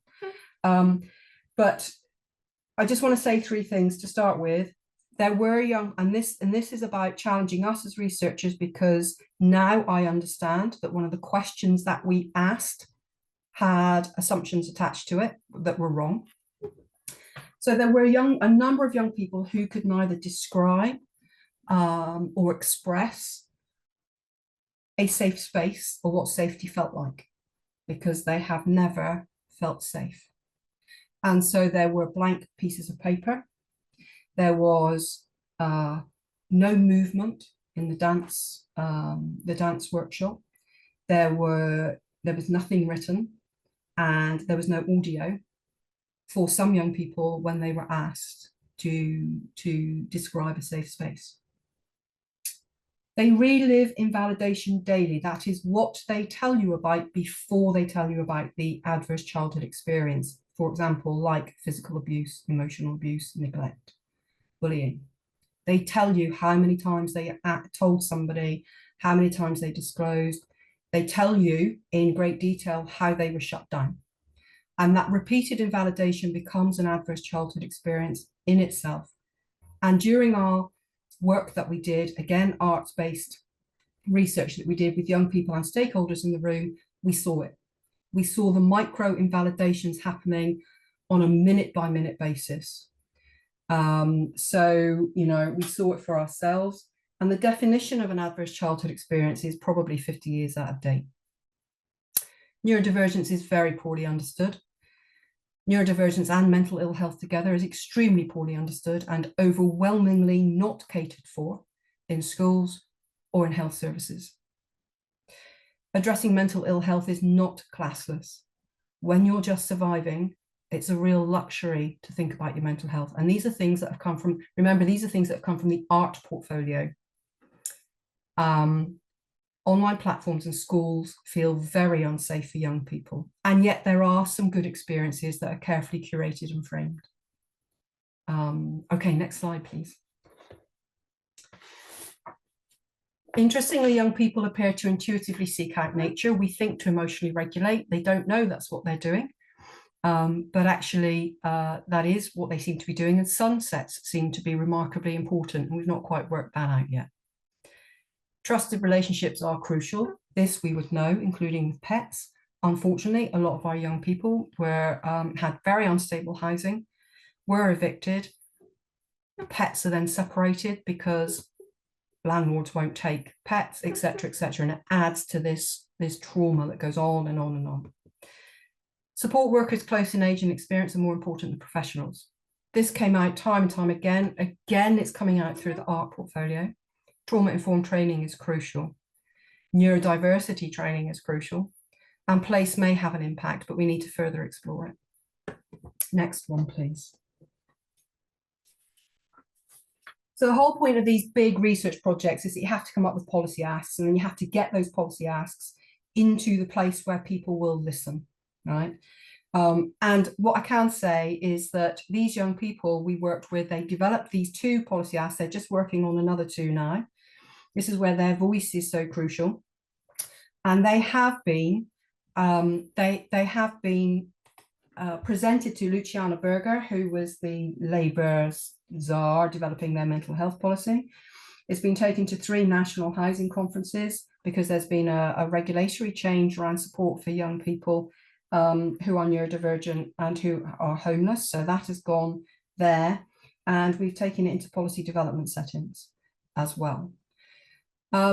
So you can see from this slide that what the policy asks from young people are saying is they want to develop a trauma impact assessment that is applied to all national and local policies, and it becomes a statutory requirement very similar to an environmental impact assessment. They clearly say those people who are making policy decisions, say in the Treasury, or I don't know, yeah, let's just pick the Treasury for a moment, they need to understand the trauma that potentially can be experienced by young people as that policy becomes implemented. And so, you know, they're saying this is as important as the environmental impact assessment. It is as important as equality and diversity impact assessment. And they're also wanting to embed trauma-informed training within degree and apprenticeship curriculums for anybody that is working frontline with young people. And they want that to start right from nursery. So they're saying that the trauma-informed training that is a bit of, you know, you do your continuing professional development or piggybacked onto your PGCE or whatever it happens to be, it is not good enough. And they fundamentally want training to change. So, okay, next one, please. Now, this is an example. I've just got a couple of examples of the art portfolio, right? This particular one I show all the time because I took this to the head teacher of the school where we were working with this young person, and to the psychiatrist.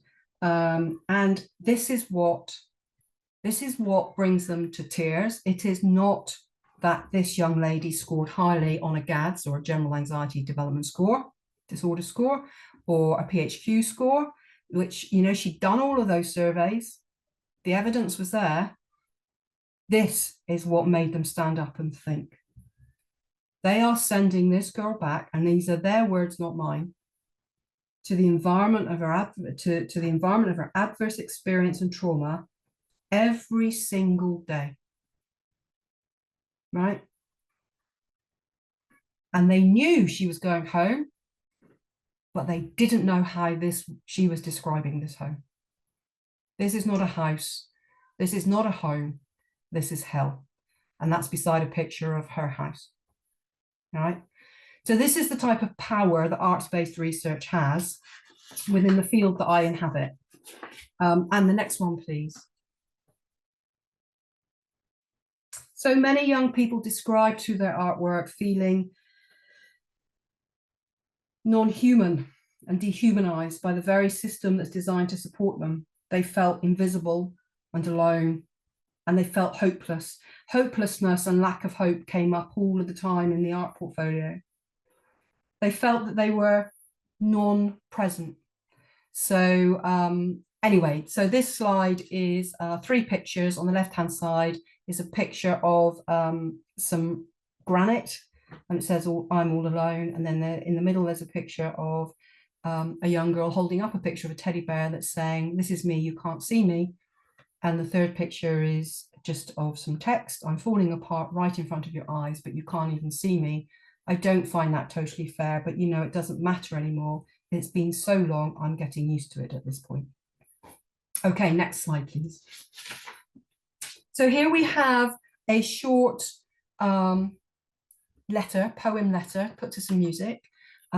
This is the young girl's voice herself. So she's done all of this work. And if you'd like to play it.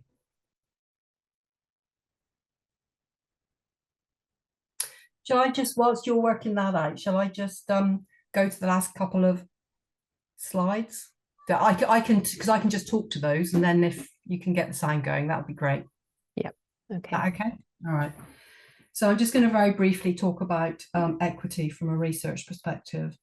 And, you know, I feel that you are all the experts probably in this, and you'll have your own lived experiences of this. So this is me coming into academia at a much later stage in my career. But it's, some communities and individuals, they require more and different support to get to the place where they can participate in research. Their voices are absolutely crucial. It's not about equality of offer, in my view, to participate, but it's about the equity and participation. And that means that we have to be much more flexible in our approach when we are developing research approaches. So research needs to build in equity. So when we're doing these funding bids, and funders are, this is not a concept that's necessarily at ease at the funding level. And so it is often the question that you are asked when you put in, for example, a lot of funding for, say, voluntary community sector to support young people who who need help to actually be able to participate. You have to put the funding into the bid proposals, and you have to be able to stand up and you have to be able to justify it, because the funding from the research councils, at least, it can be there, but I don't think it's as recognised as it needs to be, that there's a lot of pre-work that needs to go on and a lot of support that needs to go on. And so when I'm thinking about how I write bids, I very much have equity, not equality in my mind, so to speak. I don't forget equality, but certainly equity is something that I think about a lot. We need to profile in the extras that are required, and we need to profile in the funding that's required to enable artists that are close to the communities to actually participate as well. And we also need to value them. So I always make sure that I write in appropriate remuneration that is respectful. I don't do this for free, and I don't expect participants to do it for free either. And so we need to make sure that we do that. But it's not that easy, you know, when you're sort of writing some of these bids. But anyway, that's what we do, but I think there needs to be more of it. And in terms of inclusion, so I always think now I've learned, so I've been on a journey as well. And I always think now that, you know, all of those years, you know, I talked about diversity, I can tick a box as well as anybody, right? But actually within research, we talk about it all the time in the interdisciplinary space. We need diverse voices, we need diverse communities, we need diverse researchers, we need all of this, and diverse is the word that's used all of the time.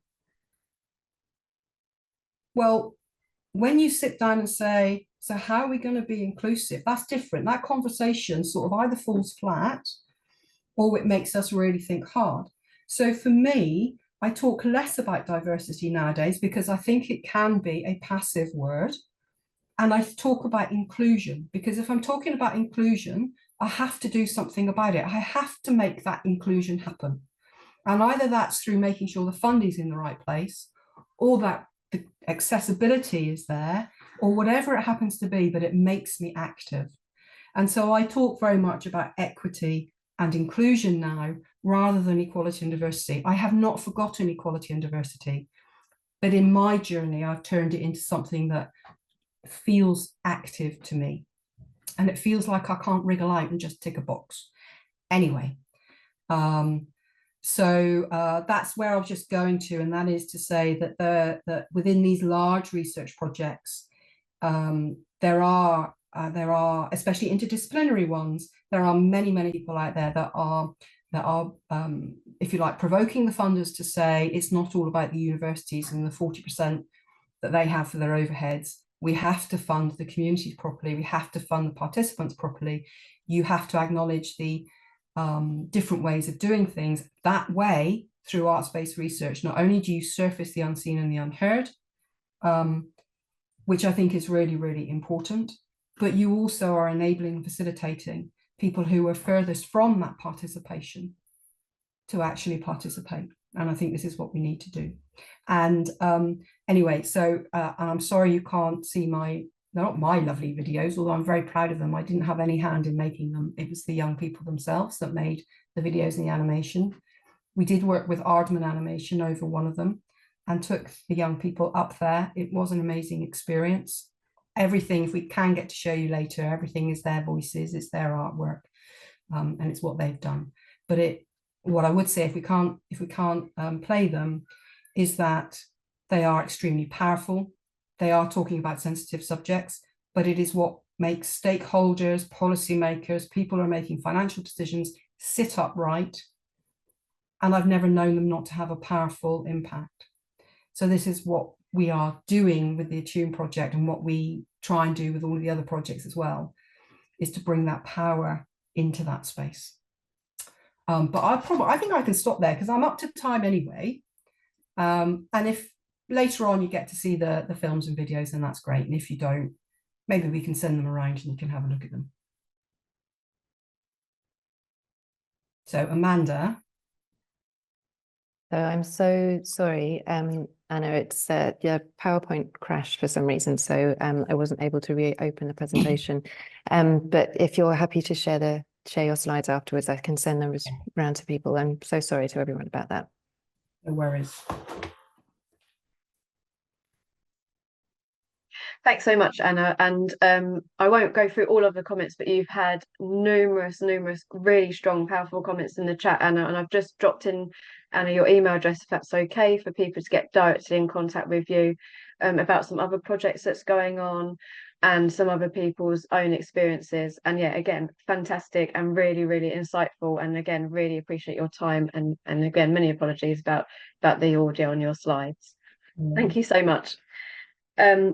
So now, without any further ado, and again, you know, by no means least, we've got Heather Peake.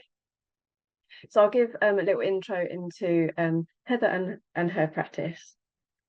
So we've got Heather Peake next. So Heather is an artist, artistic director and CEO of Dash, Disability Arts in Shropshire.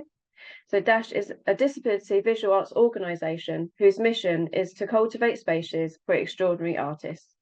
They work with artists, audiences, communities and organisations to challenge inequality and implement change. Heather is also known for her work as one half of the artist duo Heather Peake and Ivan Morrison, and is a visiting professor of fine art at Uni Arts Helsinki. She has exhibited widely across the UK, Europe, North and South America and Asia. Her work has been commissioned by the Yorkshire Sculpture Park, Wyson Arts Centre, Whitechapel Art Gallery, Tate Modern, National Theatre of Wales, Vancouver Art Gallery, the Hepworth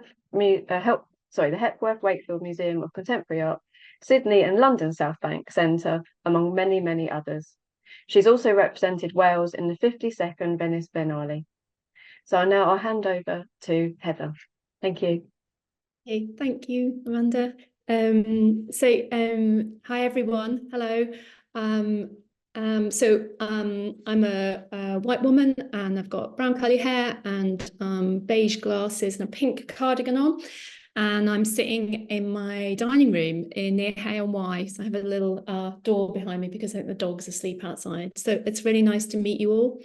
Amanda, we've got 20 minutes, so Amanda is kind of like giving me a little guide as to what to talk about, but please feel free to ask any other questions as well. So I'm going to talk a bit about my practice as an artist, and then my transition from artist to then running Dash, which I've been doing for a year, and then a little bit about how that's affected the art practice. I think it was it's quite interesting, kind of like at least to explain what that feels like to both have a job and also have a freelance practice as an artist at the same time. I'm just going to share my screen. Okay, there we go. And if I go to play there, okay, that should work. Is that working? Because I didn't do this beforehand. Yeah, is that working? Everyone see it? Yeah, good. Okay. Just in front of you is a model for a piece of work. It's like a sort of bit of plasticine, which has a folded piece of paper on top, and then a donut shape on the top of that. And then the next slide is of the actual piece of work that the model was for. The folded piece of paper is now an aluminium folded roof. The donut shape is a real donut on top, and it has red icing on it. And then underneath are some stools. And to the side is one person dressed in white, one person dressed in black. And then the background is a German, some buildings in Germany. The architecture is German, and it's in Bochum. And this is actually a piece of work that is a working donut stand. It's not in existence anymore, but this was a piece of work that I did about 6 years ago, something like that. What I wanted to say as well is if you wanted to fiddle with your phone and have a look at our Instagram while I'm talking, I like doing two things at the same time. Do have a look at our Instagram site, which is Morrison, 1R1S _studio. And the website is peakmorrison.org, and also dasharts.org. Amanda, maybe you can put it in the chat because there are lots of other pieces of work on there I'm really happy to talk about as well. So I am 50. So I've been a practicing artist, like professional, I suppose, since for about 22 years, something like that. I got a residency when I was 28 with Vivid Projects, which sort of afforded me to stop my last job, and then I hadn't really worked that whole time until I got the post at Dash. I hadn't worked in a salaried position that whole time. I'd worked a lot in between there. I was born just outside Corby. I grew up in a Tory working class household, and I find that I like to know a little bit about people, where they're coming from. I like to sort of like locate them, so that's why I'm telling you this. And I kind of I just had like a kind of rubbish comprehensive school upbringing, and mostly got most of my creativity input and art from the library. So I didn't really go to galleries growing up. I did occasionally go down to London sometimes, like 2 or 3 times in my life, to the National Gallery, things like that. But most of the time I would be in the library, the back of the library, with the really big books that you used to be able to get, flicking through, looking at people like Richard Long, David Hockney. And at one point, I found a catalogue of Helen Chadwick's work. And pretty much that was a point when I saw Helen Chadwick's work, that I kind of, and Richard Long, a mixture of those two pieces of work, one about walking, which is what I used to do a lot of walking. And the other one really with Helen Chadwick's work, I saw a number of her prints, which were photocopied works, pieces using photocopying. My dad was a printer, so those two things sort of made sense. And I thought, hang on, I think that's art. I could make art actually about somewhere between those two things. The other thing I did, which I think has had a huge influence on me, is I worked in the local chip shop in Desborough, just outside Corby, from about the age of 14. I think my socially engaged art practice came from that, working in the chip shop, I think. Chip shop was extraordinary for meeting people, and that's kind of like, so those things, I think when I look back, I think all of that. And then also, you know, like growing up, I'm neurodivergent, so growing up not knowing you're neurodivergent and not feeling like you fit in. And anyone else who, I mean, just looking at Anna's presentation, yeah, I made my heart thump a little bit. So anyone who understands that background, all those things mixed up together, that's sort of how I got myself to a point where I thought I could be an artist. But it certainly wasn't a career path that anyone in my family had ever taken. In fact, no one had ever really got past GCSE level, really. And I ended up going to Brighton to study printmaking, which is the degree that Helen Chadwick studied as well. Move on. This is a piece of work called Black Cloud. So you're looking at a black triangle based pavilion. It's black because it's wooden, but it's burnt black. And it's in a park with 2 trees next to it. This is a piece I did with Claire Doherty from Situations quite early on in both our careers.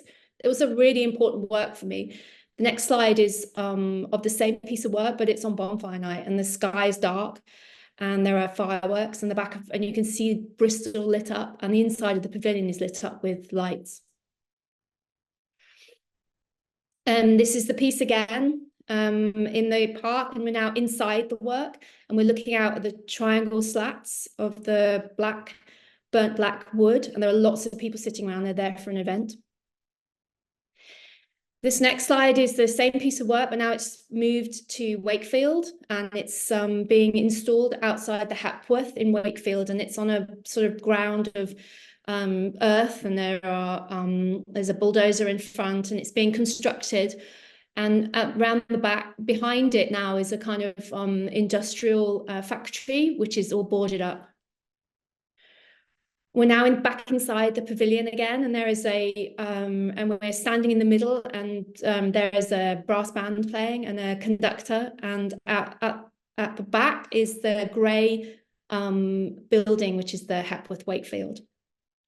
Last one, I wanted to show you this one, because this is kind of how my work works, and a lot to do with my practice as well.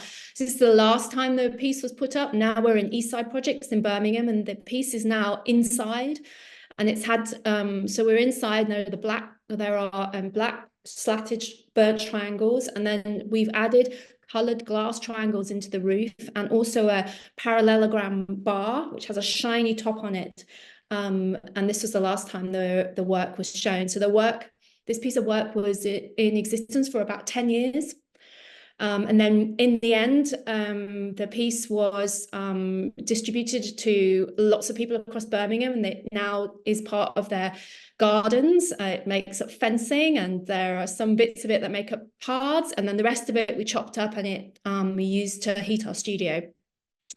So I think a lot about kind of the life of pieces, the way that pieces, the way that the work kind of exists in terms of like the histories, the people, the materials, I suppose as well, like what mostly the work that we make are pieces of work that you can go inside.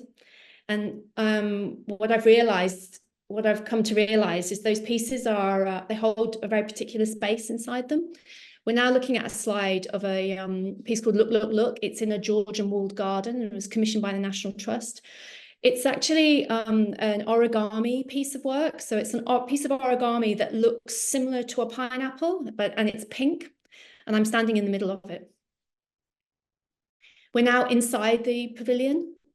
I'm standing looking up, and so you can see the folds of the origami, and the origami is made up of wooden slats with fabric on the outside, and dotted around the bottom are origami sort of shaped white stools. This is another piece of work called I'll Be With You Whatever. This is another origami piece, quite similar to the piece that I showed you before, but this piece of work is now silver, and the origami is, rather than looking like a pineapple, it's more like a bonbon, I think. And it's in a square in Munich, so the surrounding architecture is quite German, and it has people cycling and moving around and going inside the origami piece. So I'll Be With You Whatever is a piece of work that was commissioned and developed with BIS. BIS is the equivalent of Shelter in Germany. And we worked for about 5 years with them, their communities. So about 140, I suppose exclusively about 140 40 people who are mostly homeless in Munich, plus all kind of like different organizations that they worked with as well. And this piece of work, so now we're looking at the piece of work. The slide's actually in black and white, and the bonbon is to the left of the screen, and then it's surrounded by hundreds of people who are watching a band playing.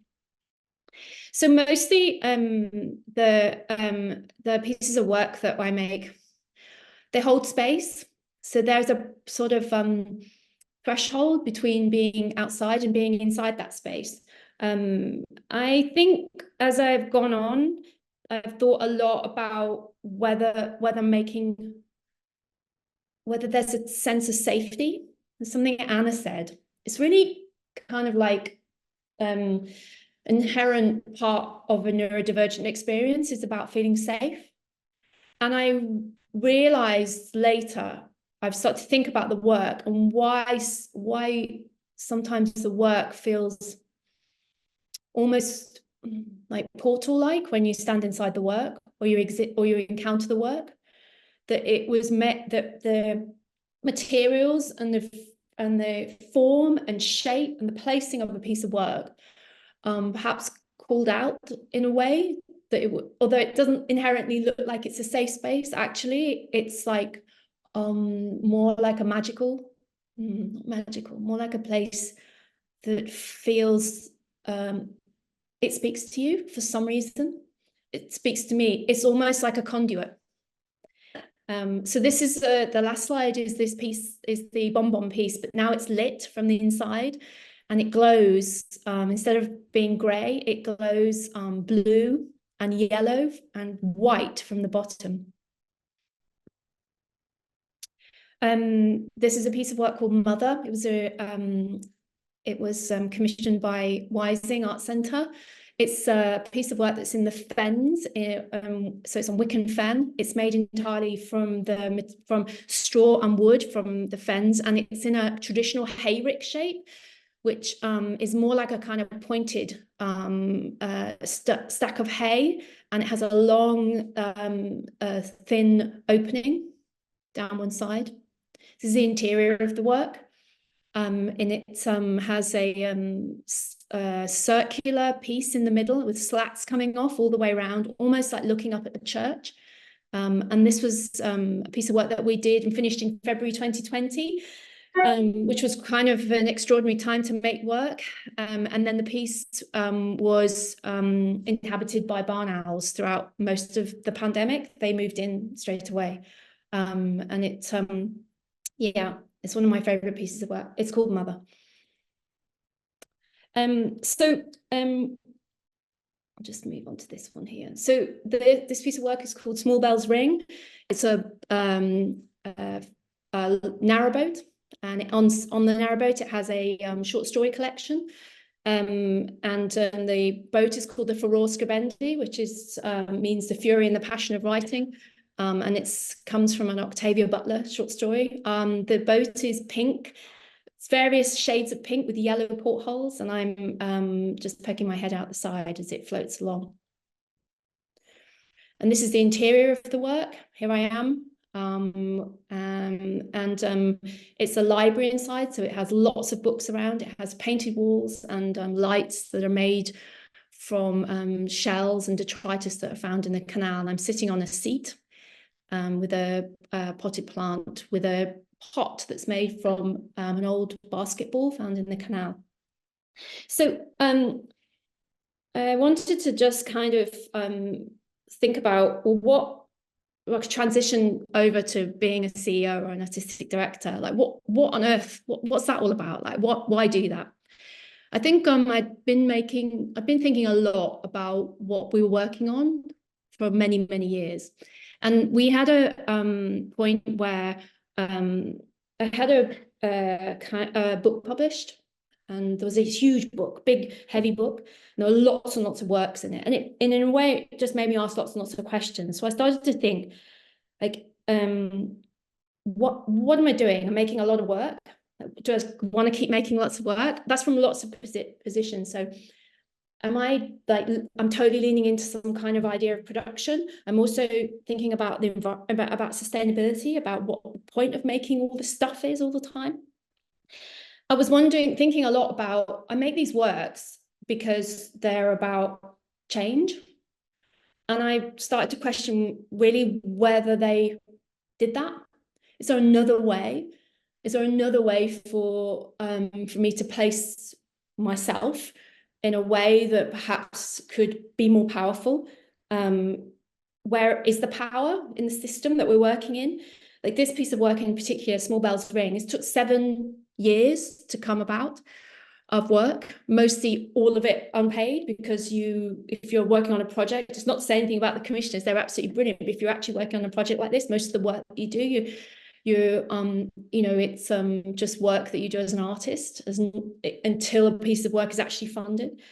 And then I started to think about what would happen if I had a team.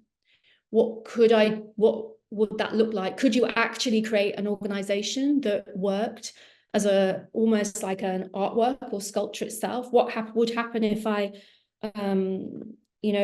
made nothing, but I just use the skills and the thinking and the gut and the instinct to create an organization that perhaps worked in a way that had safety and creativity, sorry, someone at the door, and an art at the center of it. And so I thought about what would happen if I actually ran an organization as myself. Could there be an organization like that that could exist? So there's all of these questions happening. When I running the studio with Ivan, I gained enormous amount of experience about like really, really complicated things, like complicated budgets, complicated funding, like understanding different partnerships, understanding like power structures, working with architects, town planners, like and hundreds and hundreds of other artists. Could I hold it all? Could I do something like that? Could I also think about the systems? In the end, I started to really, really think about the systems that we work in.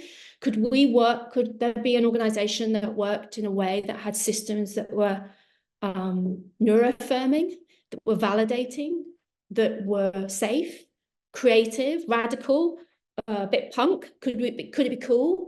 Could it be kind of a beautiful thing? So that sounds like, for me, like a whole load of, it sounds like an artwork. Could it be an artwork, and could it be an organization at the same time? Could it be artist run? Could it be neurodivergent led? Could it be like autistic led? Is that a thing? Could that happen? All these kinds of questions.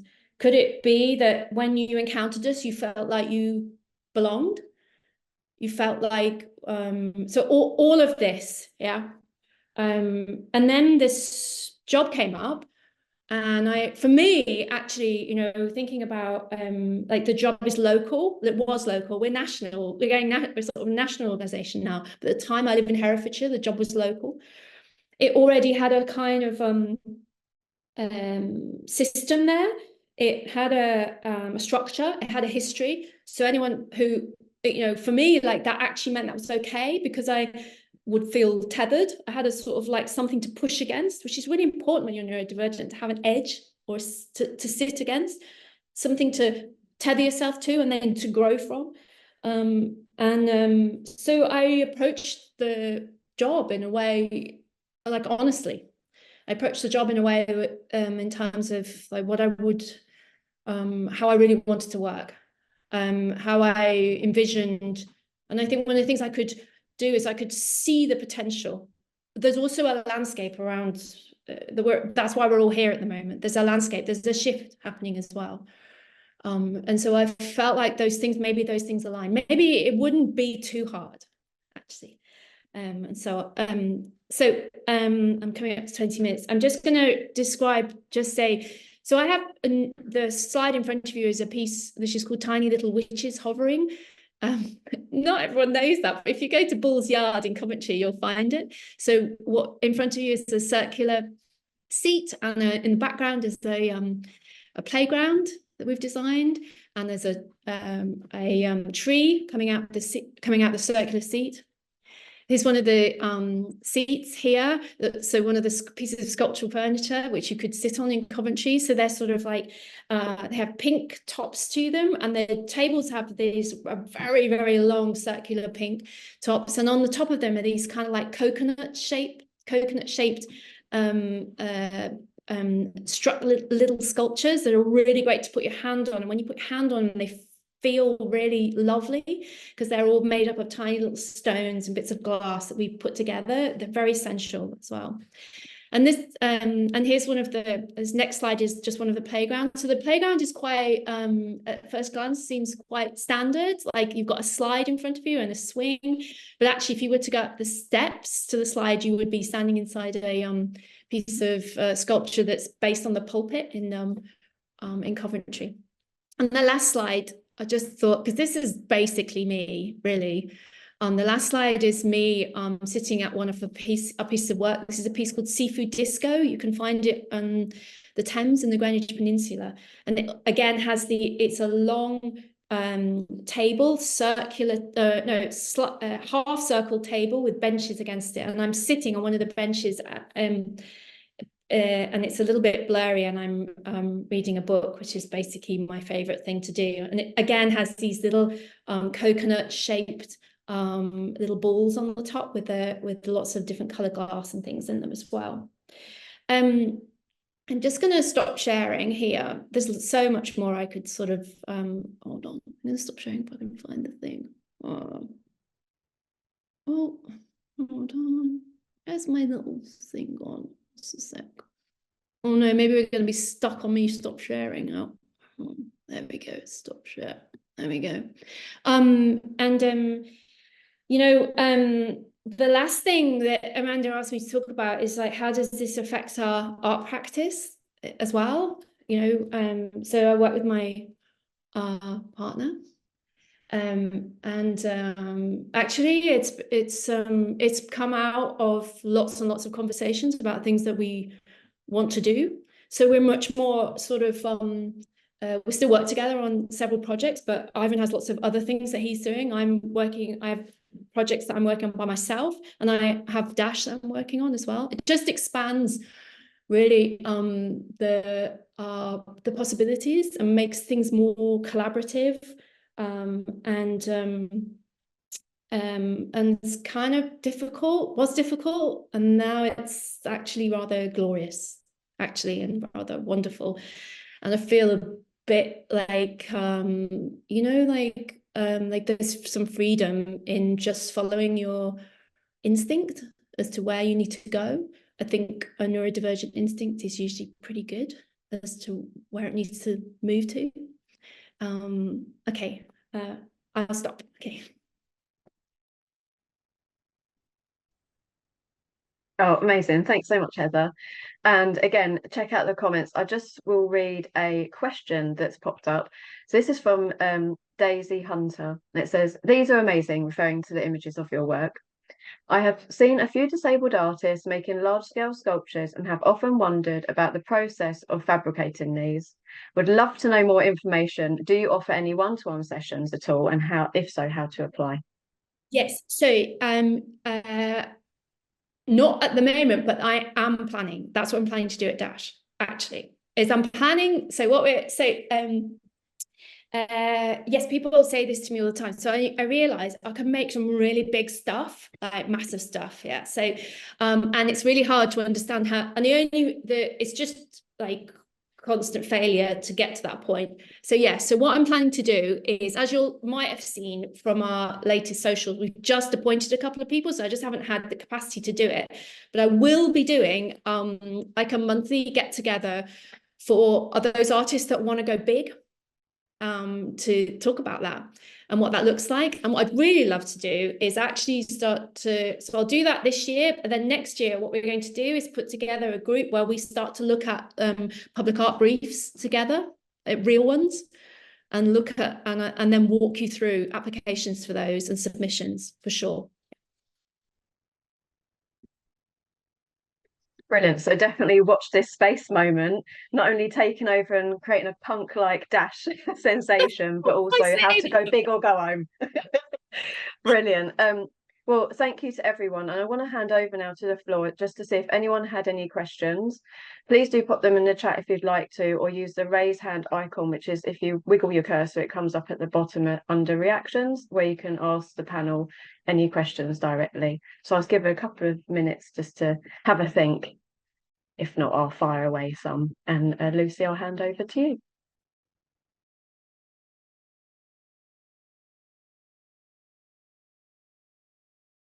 And a very speedy question, so I'll read this one out. So from Layla, do you think maybe growing up somewhere which is nowhere, which is how I view my own Northamptonshire upbringing, affords a kind of fluidity to your sighted work? So this is for Heather, or anyone else that grew up rurally in the panel. But Heather, I'll go to you first as you're staring at me. We used to call it desperate, yeah, like, because it was just like, but I've kind of come a bit more full circle on that, because actually it's that thing, you're sort of like taught that only certain references or certain experiences are valid or cool or interesting. But I've really started to rethink what that is, so that actually the fact that it's not, it hasn't changed a huge amount, particularly some areas of the UK are just seem to have this sort of like there doesn't seem to be a huge amount of culture there. But actually I'm much more interested now in terms of like what we're sort of taught that that's not important, where actually it is, and you can make work from that place. So me serving chips in the chip shop in Desborough for ages, yeah, or like, doing the night shift in Corby packing sandwiches, for 50p more an hour, is actually a place you can make work from.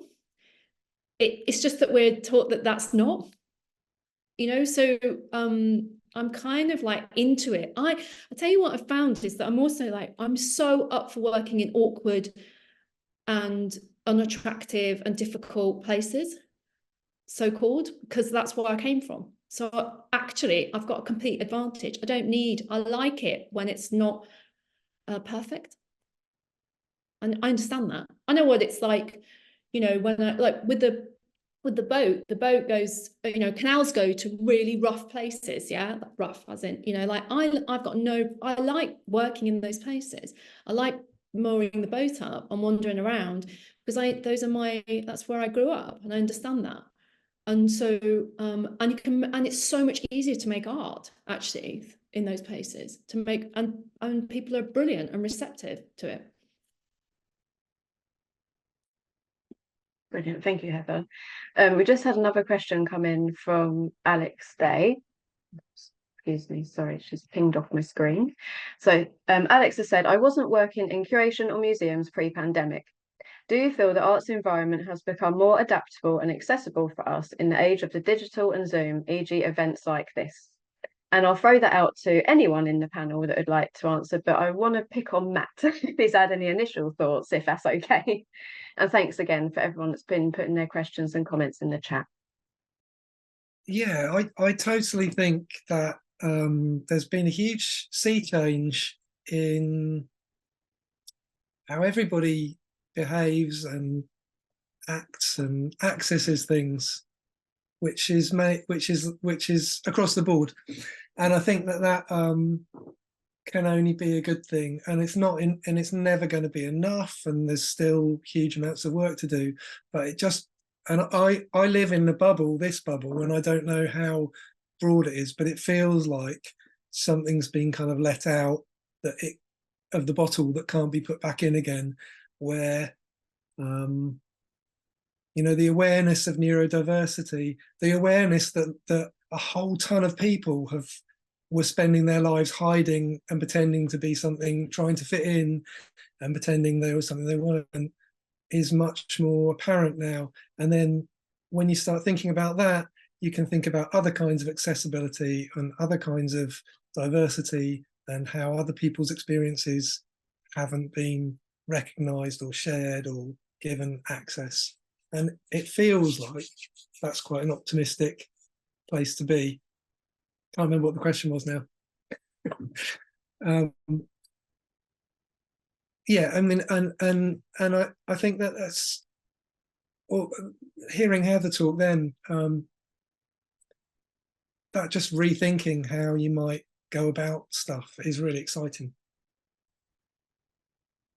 Yeah, thanks, Matt. And actually, that's a really good point to lead off from. So there's another question that's come in from Andrea, saying, I'd like to challenge all the panelists by bringing up the continuing issue around COVID.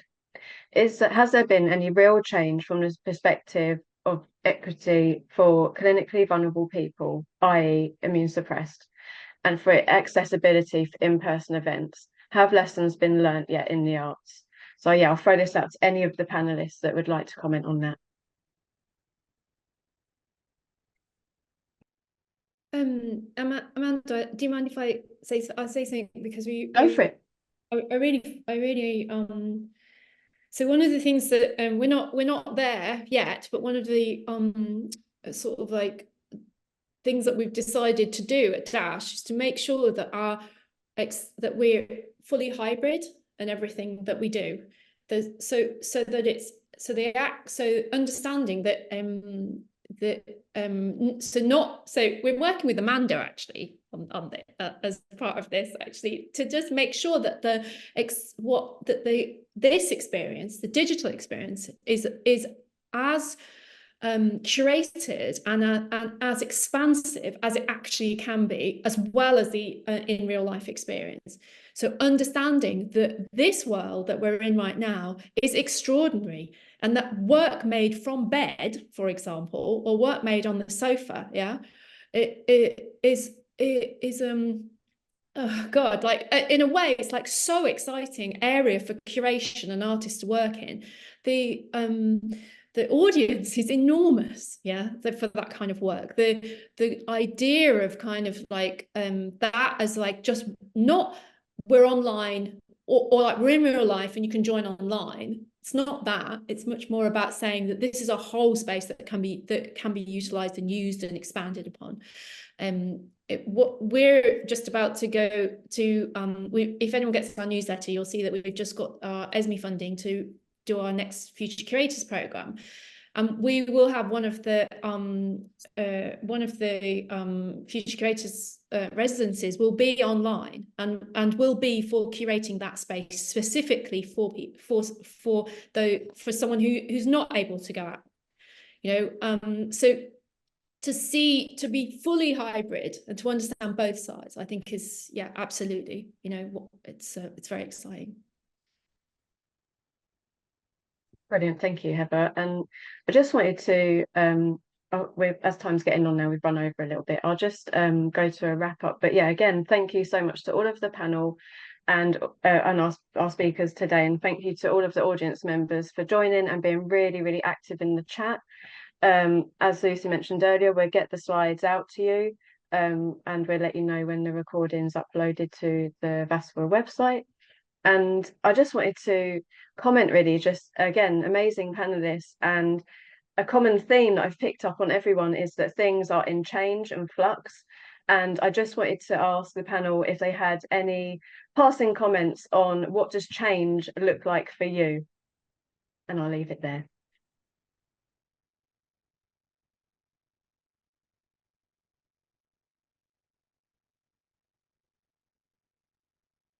It'd be lovely if Chris or Anna had any comments on that one.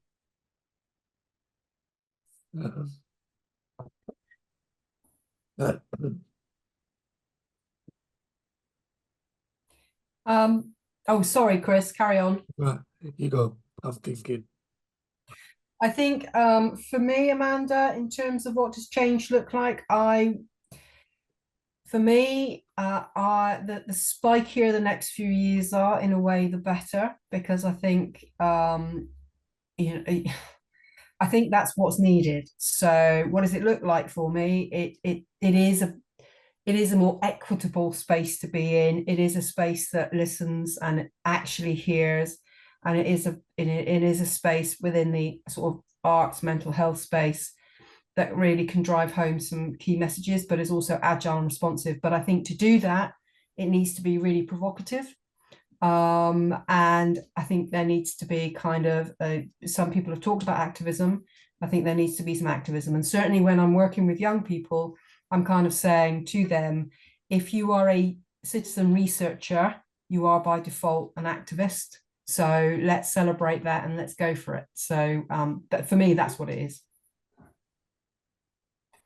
Oh, brilliant. Thanks so much, Anna. And over to Chris.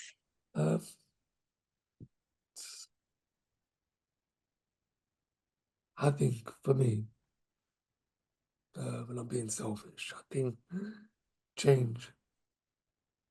I'm constantly in kind of a state of change, but I think change for me looks like continuing to kind of agitate and kind of engage in spaces or places that are not typically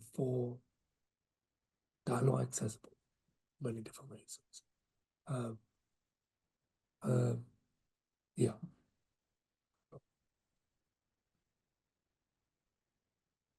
Thanks, Chris. And I'll just pick on Matt and Heather quickly, just so everyone's had a chance to talk about change. Yeah, I think from my perspective, change. I was going to say change looks like continuing to do, but change looks like just embracing new things, and not hanging on to old things quite as tightly as we used to. Go on, Heather. Thanks, Matt. Okay. I suppose the thing that comes to mind is that it's like really messy and it's okay. Yeah. Like it's like a right old mess. And that's, I think the thing is, if you just know it's going to be a mess and you keep going and just be kind and clear with each other and just keep going. I think it's that. Yeah, I've really learned that, it's messy's fine. Messy's like accessible, isn't it? Like, I think it's like, it's not, Yeah, mess it up, go big or go home, job done. Yeah.